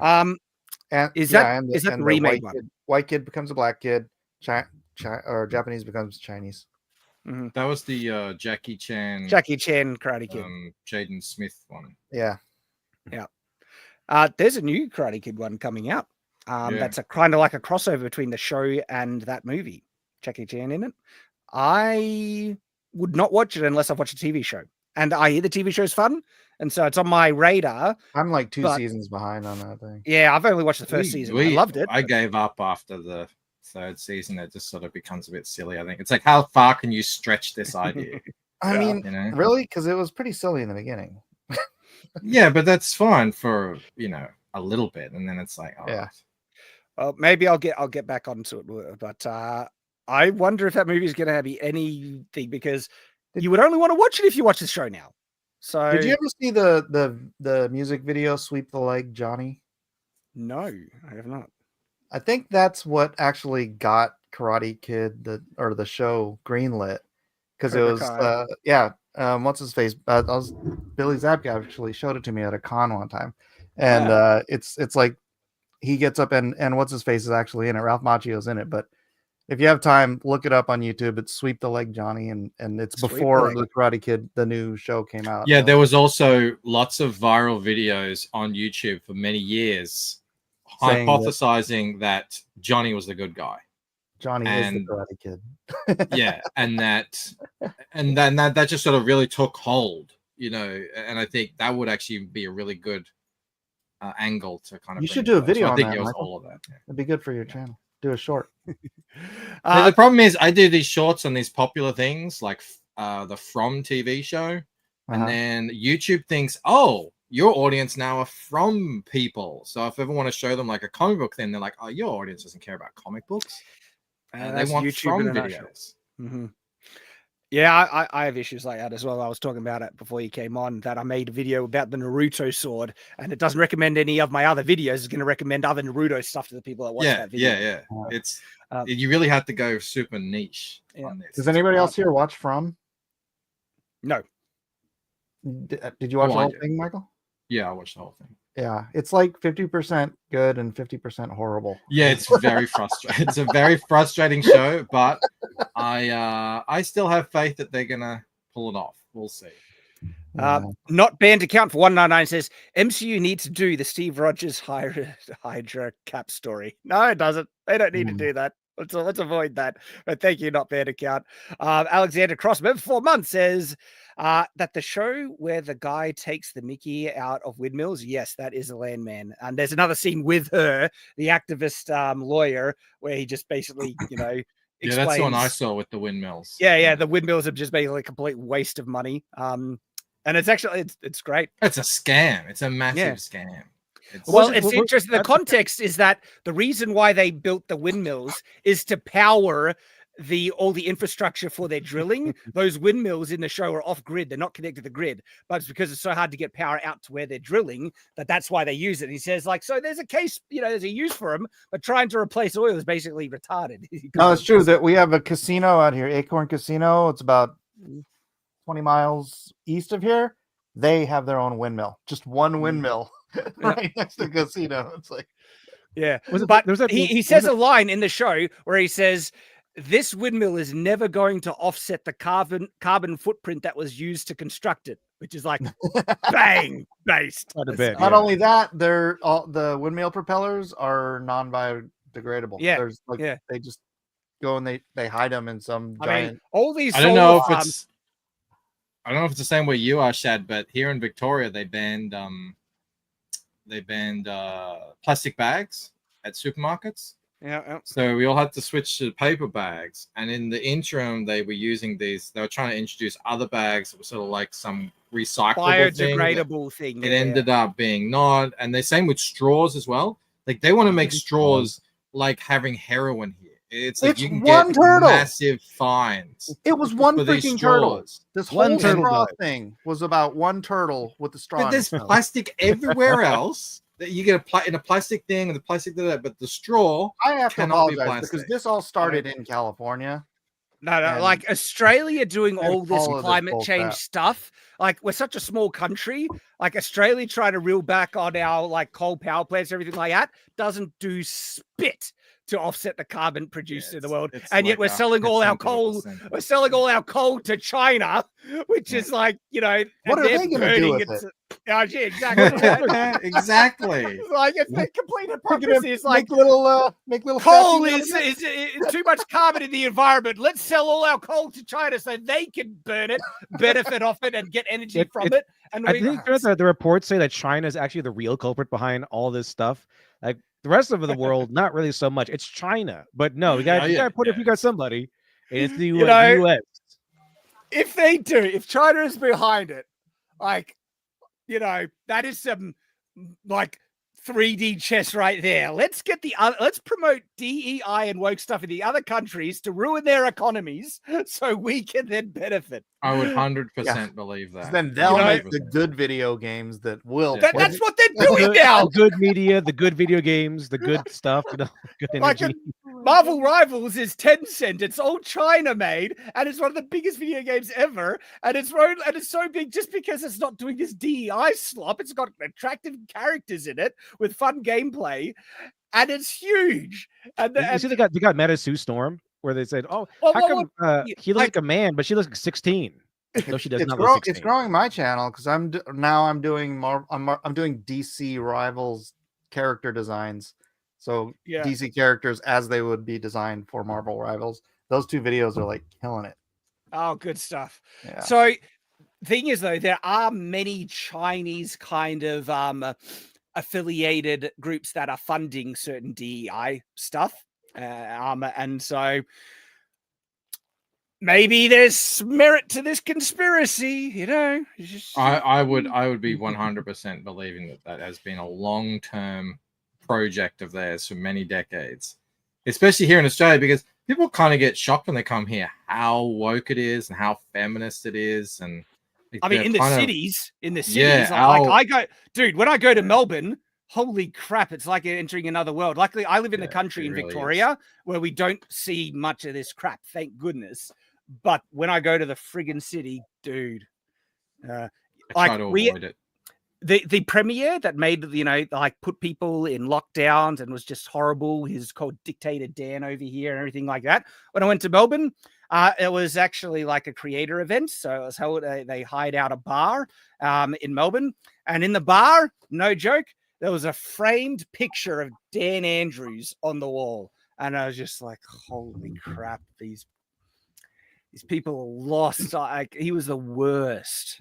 Like, in terms of, back when a lot of YouTube content was very like anti-feminist sort of content, a lot of those commentators who come, you know, go travel the world doing their talks or whatever, they always said Melbourne was the worst. And I agree. It's like, it's so bad here. Is that like your San Francisco? Almost. It's like San Francisco and Portland sort of wrapped into one thing. And it's just Melbourne and the surrounding suburbs. Like, you go to the country where I am, people are based, right? Yeah. We regularly elect our local representatives that are pretty, like, one of the only kind of guys that's been pushing back publicly and really condemning the jab mandates and all this stuff. His name is Russell Broadbent, right? You can look him up, and he is pretty darn based. He's our local representative where I am.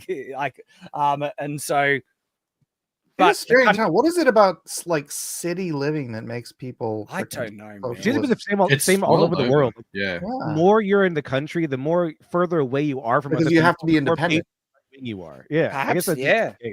Like in the city, you have to rely on other people, and there's more people who, you know, want to get the handouts and living off of, you know, social like welfare in the country, policies. like something happens, you have to do it. You kind of have to do it yourself, or you wait like 2 hours for a guy to get out there or something. It seems like it. That's a rabbit hole in and of itself. Buddy Rabbit for $2 says Frankfurt. Speaking of rabbit holes. Yes, I forget what that is in relation to. That's Buddy the Rabbit. Frankfurt School. Frankfurt School. Yes. And Buddy Rabbit again for $5 says Barbie movie still has a hilariously based ending. Barbie becomes a woman, closing on the earlier no genitals joke by going to a gynecologist. That her womanhood is affirmed by biology. Oh, really? I didn't know that. That's great. Yeah. But the thing is, though, they're completely unaware of it. The people who made Barbie, right, went so insanely woke that they went around the corner. They came all the way around and outed themselves. Well, like it's crazy, and this is why I think it's a despicable movie, because their intention was to make this feminist, you know, anthem movie where they accidentally made it based. But they outed themselves, where it's like they have the opportunity at the end of the movie to give the Kens equal representation and equal treatment, and they choose not to. And they actively choose not to until women get equal treatment in the real world. That's their logic. But it goes to show that it's not about equality. It's all about power. They choose to oppress if they had the means to do so. There's so much. There's so much. People have done videos on it. But one of the worst things about the Barbie movie is the doubling down and encouragement that it tries to give women to being insecure and victims, where there's this whole scree, speech in the film where this character's like, it's so hard to be a woman. And she goes on this bullcrap thing, like being a woman is so oppressed and so hard and so terrible being a woman, all this crap. And it's just trying to validate women's insecurities, which is just a horrible message to give women, where wouldn't you want to empower women, make them feel capable and independent? But the whole message of the Barbie movie is the opposite. We just need a Ken to come in there and say, oh yeah, you think that's bad, try being a man. Yeah, exactly, right? Or the sunglasses. Yeah. Alexander Cross for $2 says, cool, been looking forward looking for that show's name for weeks. Might be Landman is talking about, if he is talking about that. Alexander Cross $5 says California needs a hootsman to straighten things out with a battle axe. A hootsman for the paper straws, if nothing else. Yeah, California man, needs. Dude, they banned paper straw. They banned plastic straws. The next time I went to Sammy's, they literally gave us straw, as in hay, to drink with, and you get like 3 sips, and the thing just dissolves in your hand. I'm like, what the hell? So I had to go to The Starbucks revolution- next door and grab plastic straws. The original revolution began with tea. The new revolution will begin with straws. Yeah. Oh, the funny thing is, the next time we went into Sammy's, they brought out straws. They look like plastic. And I'm like, I thought you couldn't have plastic straws. And she's like, oh, those are made out of corn. And so I went on my phone. Corn How straws? long does it take corn oil straws to biodegrade? 1,000 years. Yeah, that'll solve the problem. Good job. Mhm. They give you cornholes to drink your drink. We have a super chat from Grinning Tiki $25. Shad, any info on the foundation of castles, depth, materials, etc.? I have a video on how castles were built on Shadiversity. Talk a little bit about that. They didn't understand too much about, foundation technology. That's why you have some castles that are sinking. Sometimes they get skewed a bit and stuff like that. Oftentimes the ones that are, good and still standing are when they just built straight onto the bedrock.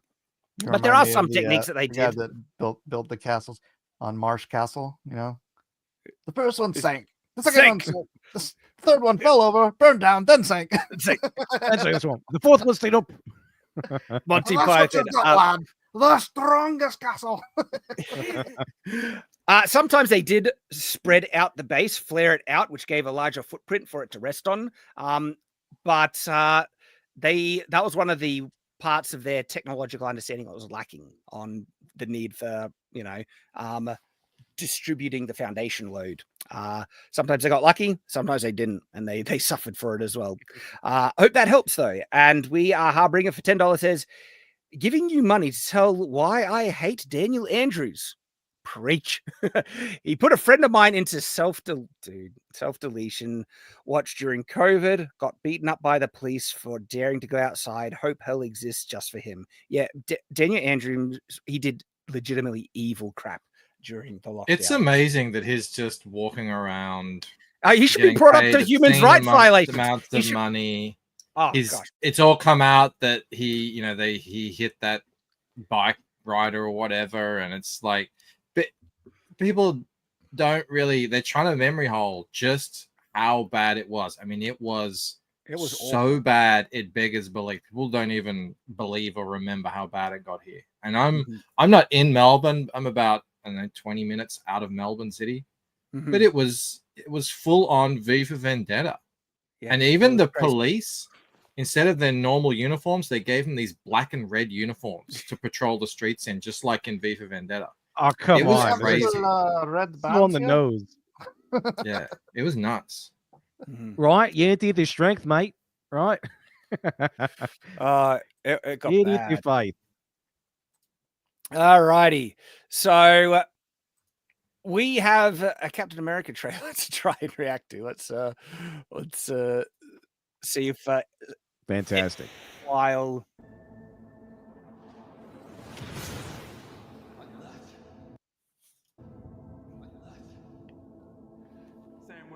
so it's always a good sign, right? When they want to sell you on a movie by showing you how much better the previous Remember Better movie.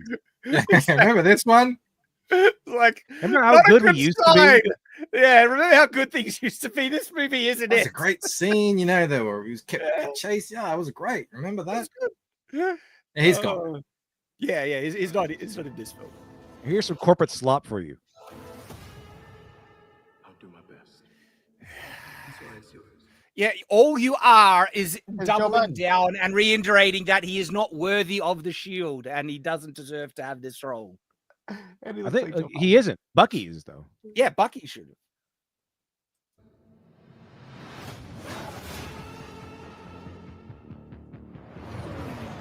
The world is on the brink of war.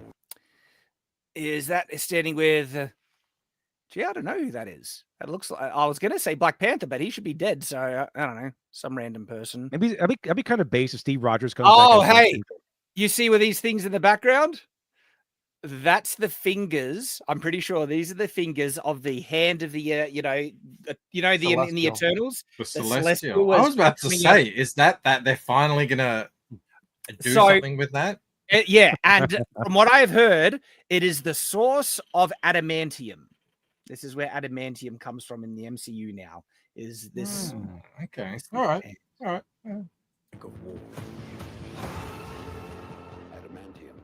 turn us against each other. There you go. He says adamantium has turned us against each other. Is the sound? Seems like a difficult thing to hide, a giant hand reaching out. Yeah, it's been there for friggin' years, and now they're like, at least they're addressing it. But people have been asking about that. Like, what about the giant hand that's just sticking out of the ocean on one of, you know? It's a weather balloon. Chinese drone. If you acknowledge the hand, you're a racist. It's taken like 5 years for anyone to notice the equivalent of a new continent. Yeah, basically.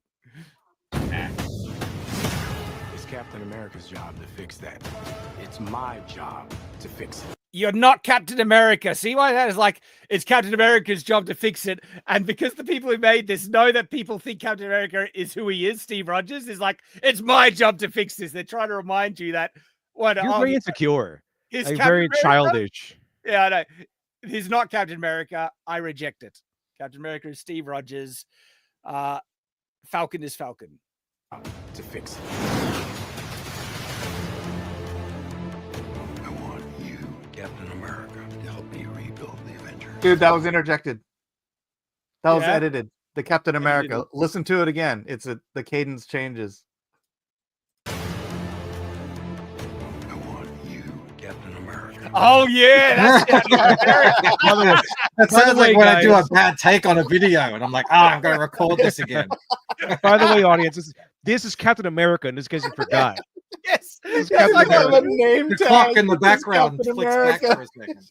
As you know, time Captain in the America. trailer, they're trying to re-emphasize this Captain America, guys. He really is. Just Imagine Oh my it was like a gosh, I fun want thing, like, to see oh. someone take this and put a "Hi, my name is Captain America" tag on it. Yes, Captain America. The America's captain. The captain made especially for America. Oh my gosh.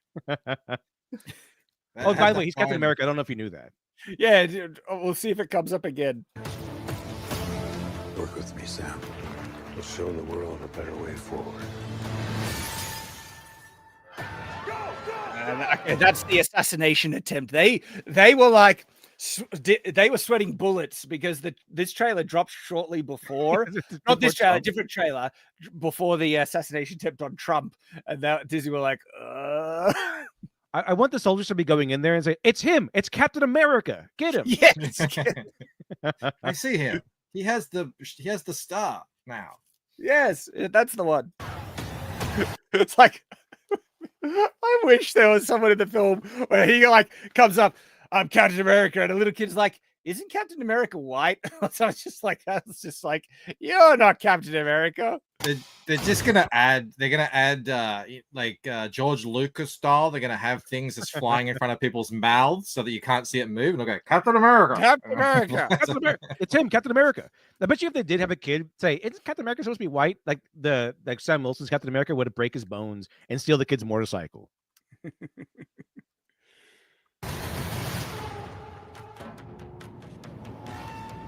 He's Captain America? I didn't know that. He's picking up the shield, guys. I didn't know he was Captain America. Yeah. There's possibility of another attack. Get out of my way! I'm Captain America." Oh, is that guy in this film? He's a. Is that Obama? Is the no? So isn't he like the bad guy in The Boys? And he was like the discount Darth Vader in the Mandalorian TV show. You know the guy? I'm talking about? The guy from Breaking Bad, Is that him? Esposito. Yeah, it's Because they like, I'm just tired of it. They try and force him in everything, and I think he can play an accountant really, really well. But like an intimidating bad guy, he has nothing to add to that role. Like him trying to play, the Darth Vader wannabe in Mandalorian had nothing. It was like the worst cast role for him, and they're constantly trying to make him like this actor with huge gravitas, and nah, it's not doing it. The weirdest thing I've ever seen him in is as the magic mirror in Once Upon a Time. That was a weird role for him. That was, yeah.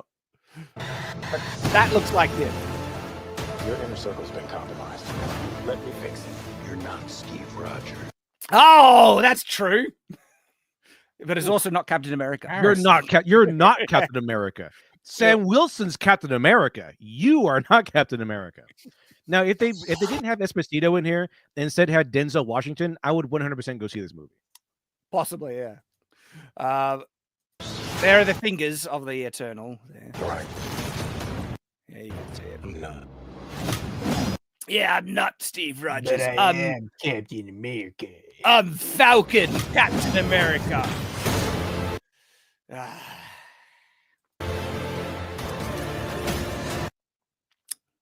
What is this, a trap? You know, like I could probably believe this more if they had him take a super soldier serum to give him, but they won't. I don't think they will. Who does this? Who attacks with like a cattle prod? This is retarded. Like, who attacks the shield? I know. What are they doing? Stop attacking his shield. It's You not kind of hard have to go aim. out of your There's way. like literally two of you. You attack from different directions. I wanted to say it's a trap for Captain America. That'd be perfect. It's like, and they're just pushing down. It's like, Working. Maybe we should go underneath the shelf. No, keep trying. keep It's about to doing break. it. You can't go to this guy's shield. He must be Captain America. 8 inches to the right. That was hilarious. It's clearly not working, but if we try even harder, maybe it will. Is that? Who's that? I was going to say Black Widow, but no, that's not Black. They love a bit of wall running. In these movies. Do you think that's the girl from Seinfeld? You know how she's in the MCU now? What, Elaine? Yeah, well, Yeah. the actress is. She's like a senator or something, right? Yeah, she's putting together the Thunderbolts. I don't think Isn't she 60 years old? something like that. Yeah, I don't know. Maybe it's the blonde from the previous Captain America films that became a villain in do you guys remember Falcon and the Winter Soldier? You remember that? That was a thing. I barely remember it. But do better, Senator. Somebody is pulling the strings on everything. Yeah, wow, we saw it. Like, I don't know who that is. That almost looks like a Punisher guy. Yeah, I was about to say, is that the Punisher? Is the Punisher in this No. movie? That'd be cool. There he is. He's in it. Yeah, it was like, I'm just tired of him. Like, he plays a great accountant. Yep. And look, I like his role in The Boys, and even though The Boys is absolute trash now, I've not watched the recent seasons, but he played like the head guy at Vought. All right. That role suited him as a, businessman politician. But as a gun-wielding hard ass, no, he doesn't have it. On everything.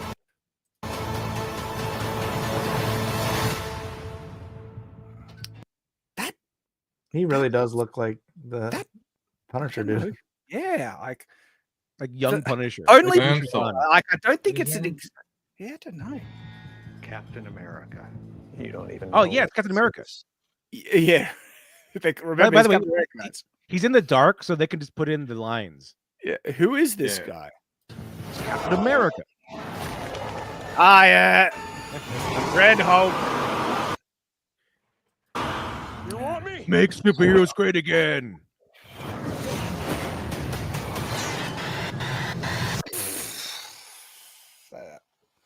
Oh, I You know thought what he was a happened? Falcon.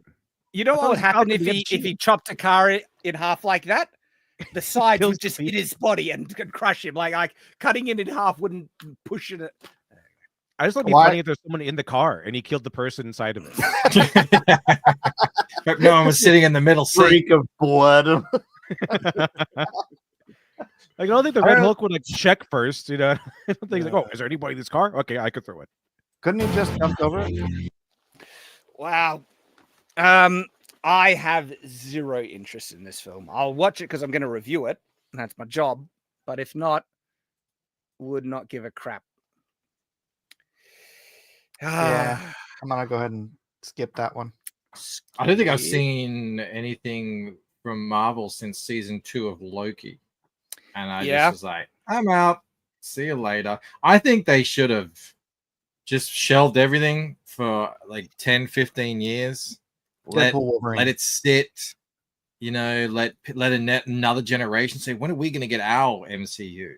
And then, you know, it would have been a big thing. But just to kind of keep They squeezing can't. They the spent rock. so much money buying it. Yeah, right? but But you're It's so you're right. uninteresting. I mean, right? Because that's like how long is the gap to Star Wars, and then you're like, Yeah. you just want Remember some how Star Wars. pumped everyone was Yeah. for the Phantom Menace? It was this worldwide What? thing. I This is thought the real this world Red version. Hulk. It seems to be the Hulk just looks weirder and weirder with every instance. Well, I mean, the you've seen the images from I forget, like the one with Edward Norton Hulk, right? Yeah. The yeah, Hulk yeah. in it holds up. It looks better than the ones in the Yeah. current ones. Funny that. Funny that. So, I reckon this. Have you guys seen this? Yeah, that's good. So this is Street Fighter made with AI. I was about And to say that looks like AI. Looks good though. Yeah. it's getting so much better. Like what actually kind of threw me was the way the skin moves and the muscle kind of flexes through this. So this is Street Fighter AI characters, but in like your film presentation. So see the flex of the muscles there? I was like, oh crap, that's actually insane. That's I like really- his overalls that are just sort of Yeah. open to show his abs. It's very I important. know, like It's I feel like this is like the movie took place a long time ago. Like it's like a Django era. Yeah. or something. So AI skews towards sexiness because of the community involvement in the models that they produce.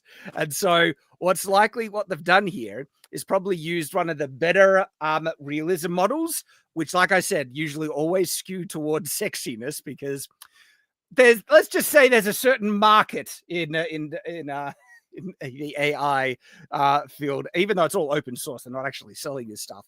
And they make a really realistic image, and then they input that image to video to then produce this. I'm not I think the outfit looks good. The face doesn't look like Ryu to this one for me. Yeah, he looks more like Wolverine or something. Yeah. Still looks that. I reckon that Ken looks wicked. The movement is nuts. This is getting good. Okay, they didn't really capture him. They've made him buff, of course, and stuff. But he like the characters are supposed to look more skinny.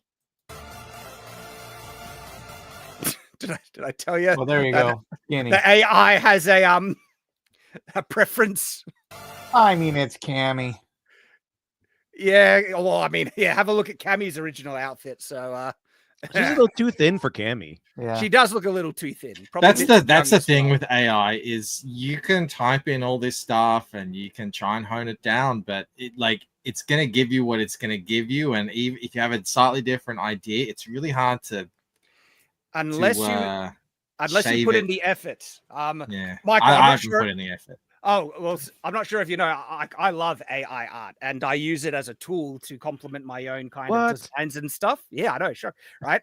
and you're absolutely right. You need to put in effort to get specific results. But if you put in the effort, you can get it. But you need to often do manual kind of edits and stuff. Yeah. I like, you know what I like it for? A lot of times I'll be like, okay, I need a guy sitting in a suit in this, because I'm drawing like folding out like folds in clothing and stuff, and I've always been like, I don't know what that is. Now you normally just like kind of Google it and try to see if I can see something similar, but AI's been quite good for that. Like, it shows exactly where the folds are, and then I can use those folds for reference and stuff. Oh yeah, that's like, about as far as I go. Really good at that. Yeah, I use it for backgrounds and a lot of stuff. So it can take out the monotony in a lot of like processes and stuff. I have been working on something because I've been putting more time into my next novel. And so my goal, and I always hate overpromising though, but my goal is to have it out this year, my next book. And it's a big priority. And so I've been using AI to depict some of the world. And I'll show you something that I've been working on. It's not finished, but this is just crazy to me. Wait until you see this.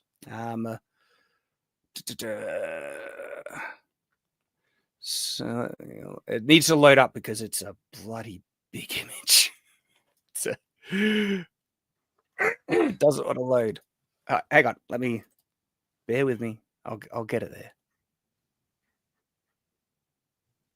All right, we'll keep watching it. Part is big on this? Sorry, what?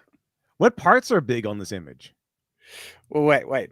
I know the AI is gears towards sexiness, so. Oh, okay. Well, let's finish off this and then I'll show you. Here's a kid. Yeah, there we go. Honda's cool. This one's pretty good. This one's great. Look at Blanket, dude. That's cool. They give a lot of attention to the nipples. The AI loves nipples. Right? Everybody likes those nipples. I wonder, it's probably that's where it's sourcing from, a very nipple heavy medium. This looks like what would you call this? Like a high detail 3D render? Is that what you would compare it? Some of it looks very realistic, but you can kind of tell there's this kind of animated feel to it. All right. Mm-hmm.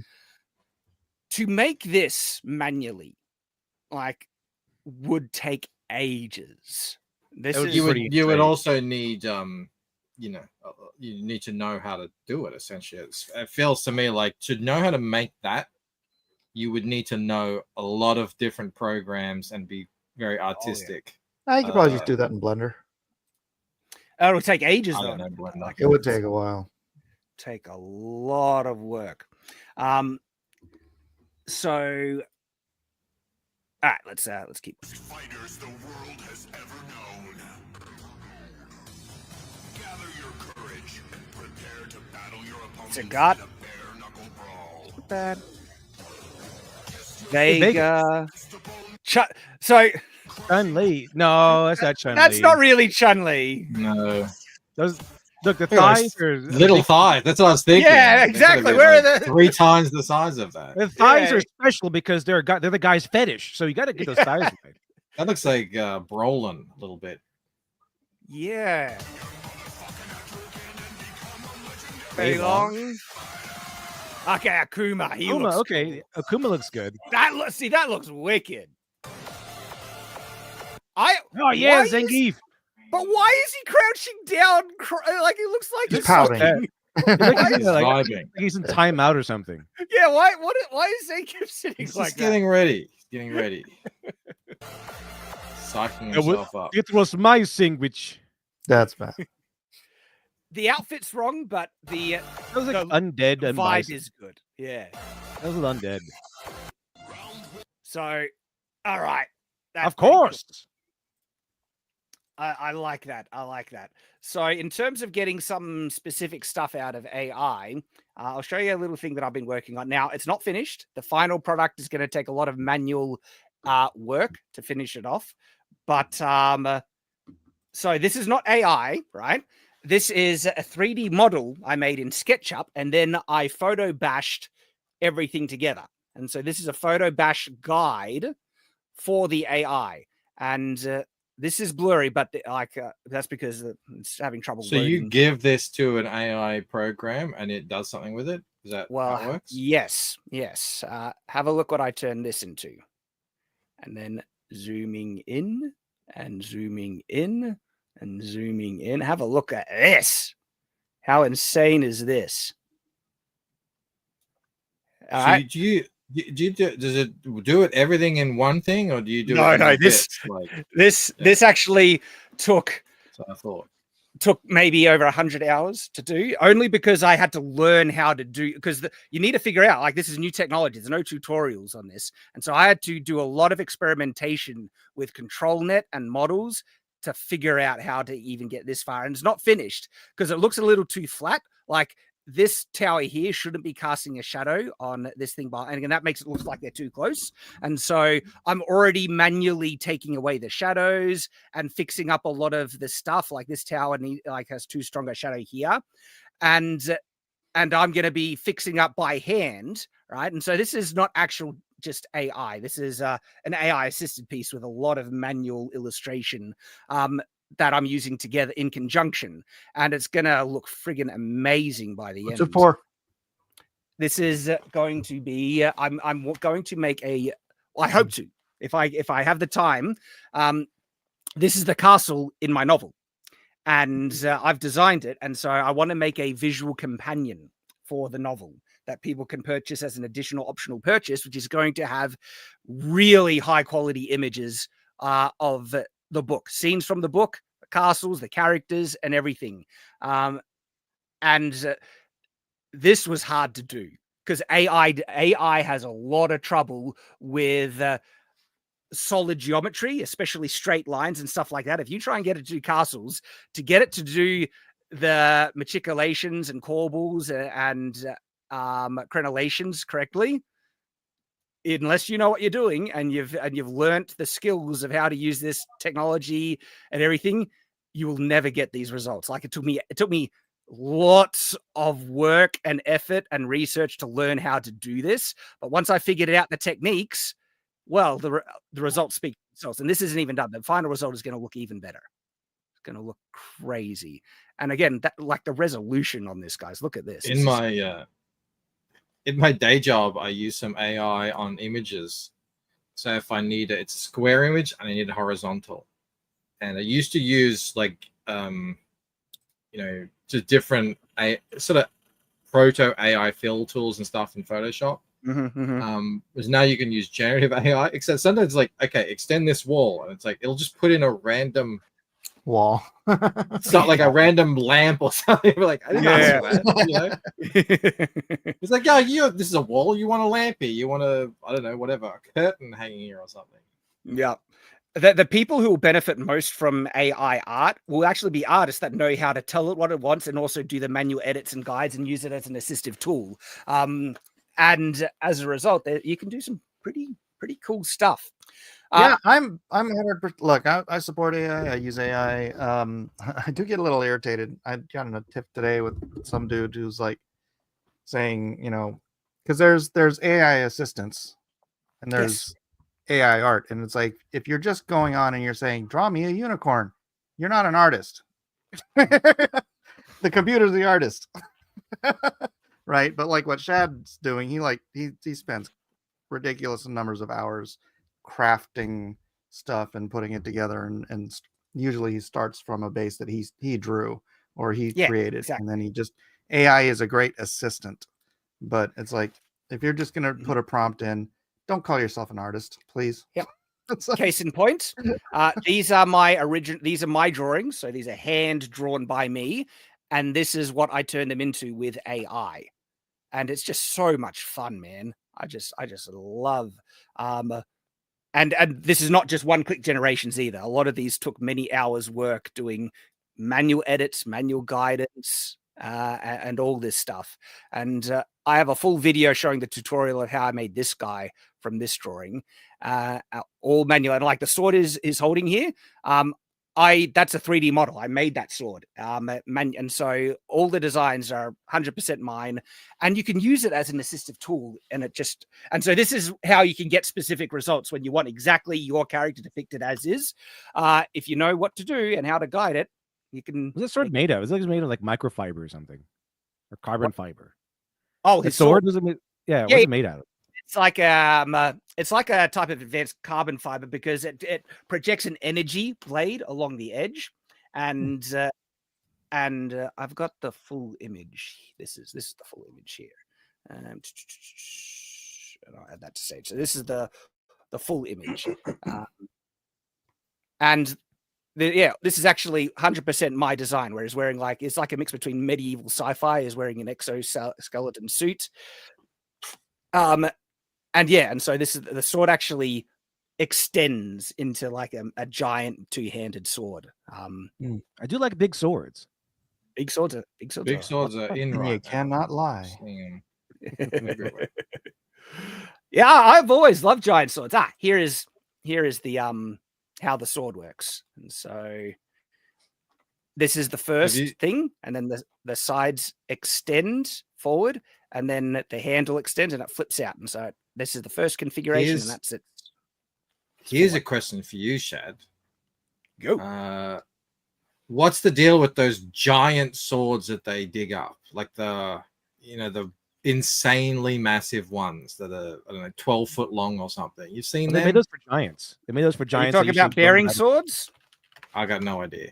I've seen them around, and I thought that's interesting. I don't know if it's just Michael, for do you not display believe or in giants? Well, yeah, I'm agnostic on the giant. I'm not saying no, but So if you're talking about these swords, these are called these are called bearing swords. Okay. And so they were made mostly for ceremonial kind of display in. It would be a sign of the wealth of a town and stuff like that. So you'd hang it up high. Hang it up high. It would go on like the town in the town hall, and during festivals or pageants and stuff, you would get someone holding it, so walking out first and stuff like that, because it's a sign of the wealth of the town, that the resources that they could make something like this to show their craftsmanship quality and things like that. They weren't used in combat. These are ceremonial swords. It's a bit like a flag. Yes. If you ever get a flag down on the ground, you're amazed how big the thing is, because when it's up, at the top of a building, it looks kind of normal. So I guess if they had even a large sword up on display somewhere, it would look tiny if it wasn't oversized. So look at the size of this thing, and so they're real. No, but I like to picture some big Viking kind of dude wielding this thing in my imagination. Yeah. Combat. You get one swing and then you die. That's the thing. Video games, right? When video games want to do their giant swords, especially the European ones, they should actually call them bearing swords, because there is a historical equivalent of swords of that size, and they're fantasy. So the characters have superhuman strength or whatever. They can use them in the fantasy and just call them bearing swords. That's what they are. It's like like Siegfried from Soul Calibur. He has he wields swords like that. He's using a bearing sword effectively. The ones that are really wide are fantasy, but the ones that actually like the great sword from Dragon's Dogma 1 and 2 is effectively a bearing sword. And it's actually quite accurately proportioned for a real bearing sword. But Michael, you're asking me sword questions, mate. I think that's how I first found your channel was just different weapon sort of videos that you did. Yeah. Did you do a video about carrying the sword behind your back? Yep. And how it's not very practical or doesn't work. I did a video showing how it can be done practically. The one where you made the one where you made your own scabbard, where you're able to carry the sword in your back, was the first video I saw of yours. Yeah, that's my most watched video. Years ago. Yeah, yep, that's the one. But yeah, they did it in Japan as well. Like, this is essentially the Japan equivalent, what Mike is showing here. See, little did the people know that back in feudal Japan era, if you were a good enough samurai and you reached max level, you actually could be large enough to wield the sword. You can wish. You can attack people from the other village. That's how powerful you were as a servant of a shogun. Now that was just the sword they made for Yasuke because he was so much bigger than everybody. That's right. It's just Yasuke's original sword. That's his wakizashi. We've only scratched the surface, but our time is all out. But man, we could have talked about how Pathfinder doesn't want people, who's on Trump's side playing the game. The Pathfinder stuff, that's been a bit of a controversy recently. I've been watching. Yeah, that works out for him. Yeah, he didn't want Vance. He's like, I want Vance to turn back his books in or something. Like, what an idiot! What an idiot to say. And Grums has kind of gone after him a bit on Twitter and is being blocked by the guy now. It's like, what a moron. But let's start wrapping it up. We'll catch the last super chats and then we'll let everyone share where they're from. And so we got a super chat. One more. I found one Patrick Rothfuss thing. It's a minute long. Do you want to share it? I'm sharing it down there. Okay. It's him going over like the Arthur who scammed his fan. When are we getting the charity stretch goals and the chapter reading? I tell you, things are moving more slowly than I would like. There's just kind of a lot. Had this before. Yeah. They've all been met, Rothfuss. When are we getting the Doors of Stone? That's what the third one's called. Doors of Stone. But okay. They met all the stretch goals. He kind of gave none of it. Dude, if my book comes out before his, which is probably likely because my goal is this year, you know, I'm excited for my next book as well. It's a new series, and medieval world. You got to see Honor Guard, which is the castle in the book, and there's some fun stuff I have and that are in this book. So hopefully this year, that's my goal. I just need to keep focusing on it, keep working on it. All right, so catch Michael Duneff. Sorry, I always have trouble with the last name. $10. Loads of kid-centric adventures when I was a kid, like Goonies and Explorers. They kind of tried to capture that with shows like Stranger Things and Skeleton Crew. Should they tap into this more? I mean, kids media, I think, needs to be, great. I that's so much great stuff. We're not getting very good kids media nowadays, except for anime. Oddly enough, my kids are loving certain anime. My Hero Academia, they friggin' adore. Spy Family, they loved The Moon. Dr. Stone, they have absolutely loved. And so... Have we tried Sakamoto Days yet? There's only one episode out now. What is it? The Sakamoto Days. I think you might like the premise. The premise is this guy who used to be the world's greatest assassin turns a new leaf and turns to way of peace after he marries the woman of his dreams. And now he owns a convenience store, and he's fat now. That actually does sound what I'd be interested in. I have been enjoying Freeren at Freeren. Oh yeah, I finished that series. It's fantastic. So it started a bit too slow for me, yet it had enough of a hook that kept me going. It's like, all right, I'm interested to see where it's going, because it's not your average adventure series. It's a very melancholy, reflective, slow kind of tone It's to more it. Little things. It is about the little things, but it actually makes you appreciate it quite a bit. It's actually a really good show. So, Freeren Beyond Journey's End. It's got a very interesting take, an interesting perspective on that one, and that's what I've been enjoying recently, as well as Spy Family and all the good stuff. So there is good kids media. You need to kind of know where to look. And when I find something good, I share it with my kids, and outside of that, I share them the old stuff. Watching Deep Space Nine with one of my sons. It's been loving it. Nice. You have a lifetime's worth of great entertainment already. One of my favorite moments of DS9 is when the Federation is trying to appease the Dominion in that vision, and they keep putting everything, they're giving everything over the Dominion. And Cisco, the enlightened Captain Cisco, goes, "Sometimes the price of peace is too damned high." I think we need that attitude more these days. Alexander Cross of $2 says, "Wasn't adamantium an alloy of vibranium?" When that came into being, somebody else said that to me on my channel, and I'm like, I don't remember that. Is this new? In the comic books, the shield is made out of adamantium and vibranium. That's the alloy, instances. yeah. That's the alloy, but that's actually two separate metals. Vibranium is a separate metal, not an alloy, to my understanding. But in the MCU, the shield is 100% vibranium, and adamantium is a completely separate material. To my understanding, so probably Sony owns the rights to adamantium, and well, not anymore now. Marvel, but at the time, Marvel now, because it was Fox that had the X-Men stuff, and now Marvel has it all back. They have mismanaged it so much, like it's sad.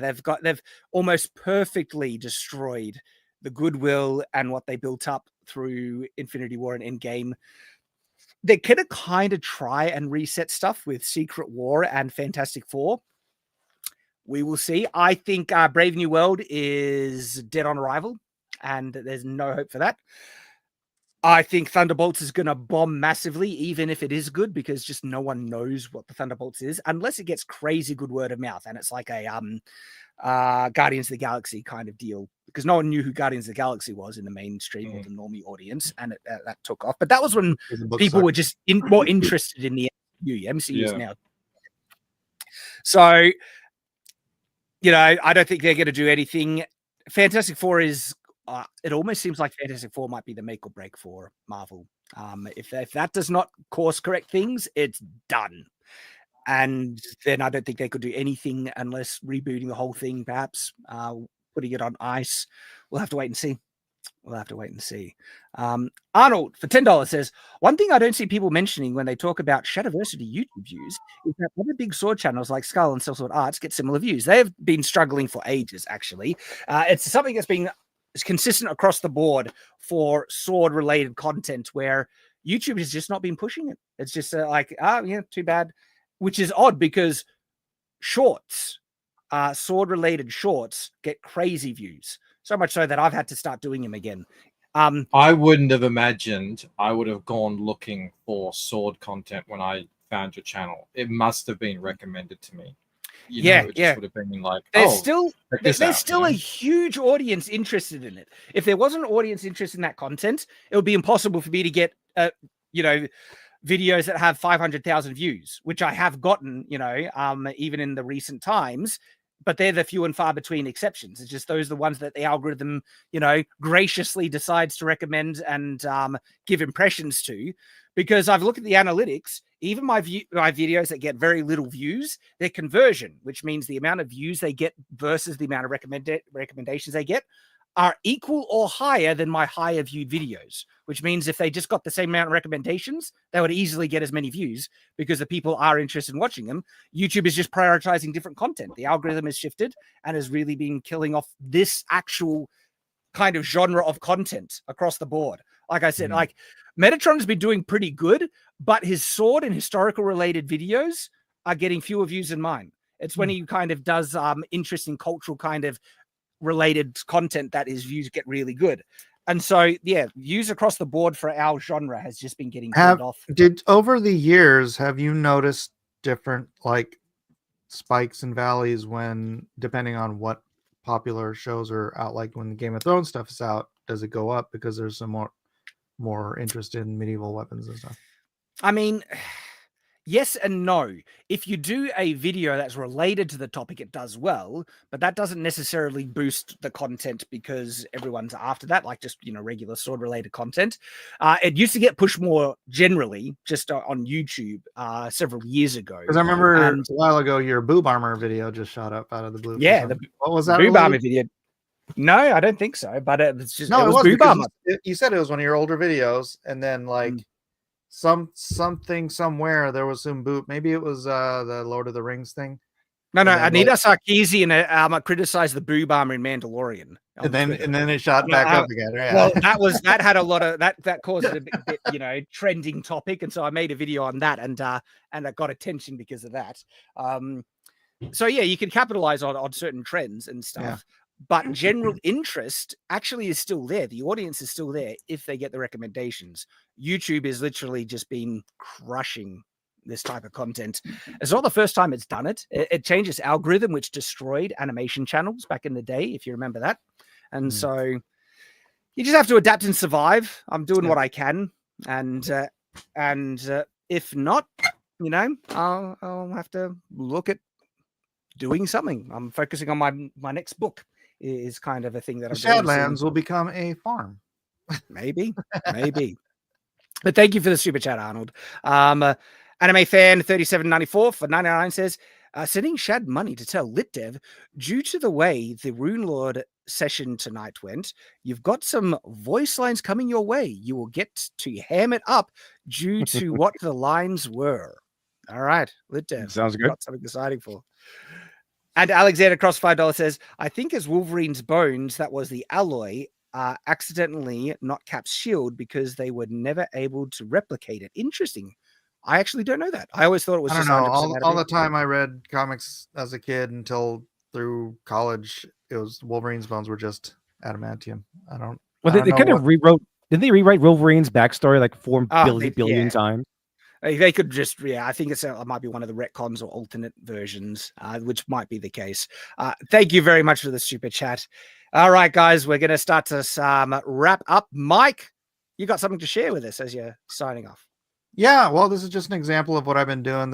I'm turning Batman. Well, I mentioned my old work. Turning Batman into a Rivals character. So I'm doing the DC Rivals character designs, which, like I mentioned earlier, have been doing pretty well. Cool. Yeah, I love it. I'm hoping Rivals is just popular for as long as Overwatch was popular, because man, if these videos just keep going, it's like I could do a billion different characters and make them rivals characters. So I love it. And I do. It's not just a video that runs and draws. It's I do actually talk over them. So I'm not playing it, but if you want to come check it out, channel Buddy Rabbit. Just put the link to my channel. Thank you, buddy. Awesome, and I love it. It's great, enjoyable content, and so people are gonna rock up and check that out. Thanks. Yeah, man. it's weird because it's not really my general style. I don't usually do these kind of proportions, like a Joe Mad kind of proportionate thing for that whole style, but it is fun. I like this those style. proportions, though. I think that Yeah. you know that's something you could maybe lean into on different projects if you think it's appropriate. 'Cause Depending on the project, there's yeah. this fun, animated, exaggerated thing to it. I like both, though. I do like both. Yeah. Awesome, man. All right, Lit Dev, what you up to, mate? I'm just working on a couple of videos, filling the last comic I did, and still working on that the final version of the script, and putting together the campaign for my Lady Midnight comic, which is going to be a cult detective comic. So, being ready to do that. You can find me Literature Devil on YouTube. I go over stuff. I have a morning nonsense show every weekday morning around 8:35 a.m. Eastern. So, check that out. Usually a lot of fun. Awesome, man. Thanks, and Michael Bancroft, thanks for joining us, dude. Appreciate you coming thanks on. for it's great to finally meet you too. You know, Likewise, it's, likewise, right? Yeah, you can find me at Michael Bancroft. That's my YouTube, and also at the Lucent Comic on Twitter. These are my comics here. These are the soft cover versions of them here. There's a little bit of fantasy in there for you fantasy buffs, but it's sort of like a lot of it is also set in the modern day. I also got these hard covers here that show a little bit more of like that fantasy angle there. But yeah, I'm working on this stuff. I'm working on a bunch of other stuff, and yeah, that's what I'm up to. And he's a YouTuber. And I'm a YouTuber. I make videos a lot. Check them out, guys. We'll have links in the chat. I think our wonderful mods are already onto that. And Thank look, you, Buddy Rabbit. Yep, Buddy Rabbit, legend. And appreciate all of you guys for joining us on the stream. We have a lot of fun doing these. And I hope to see you next week. Now, for me, you know, I'm just stuff is always coming out on my end.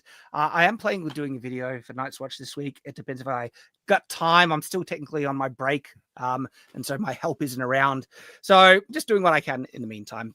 But thank you everyone for joining us. We will see you next time. And as always, stay on watch.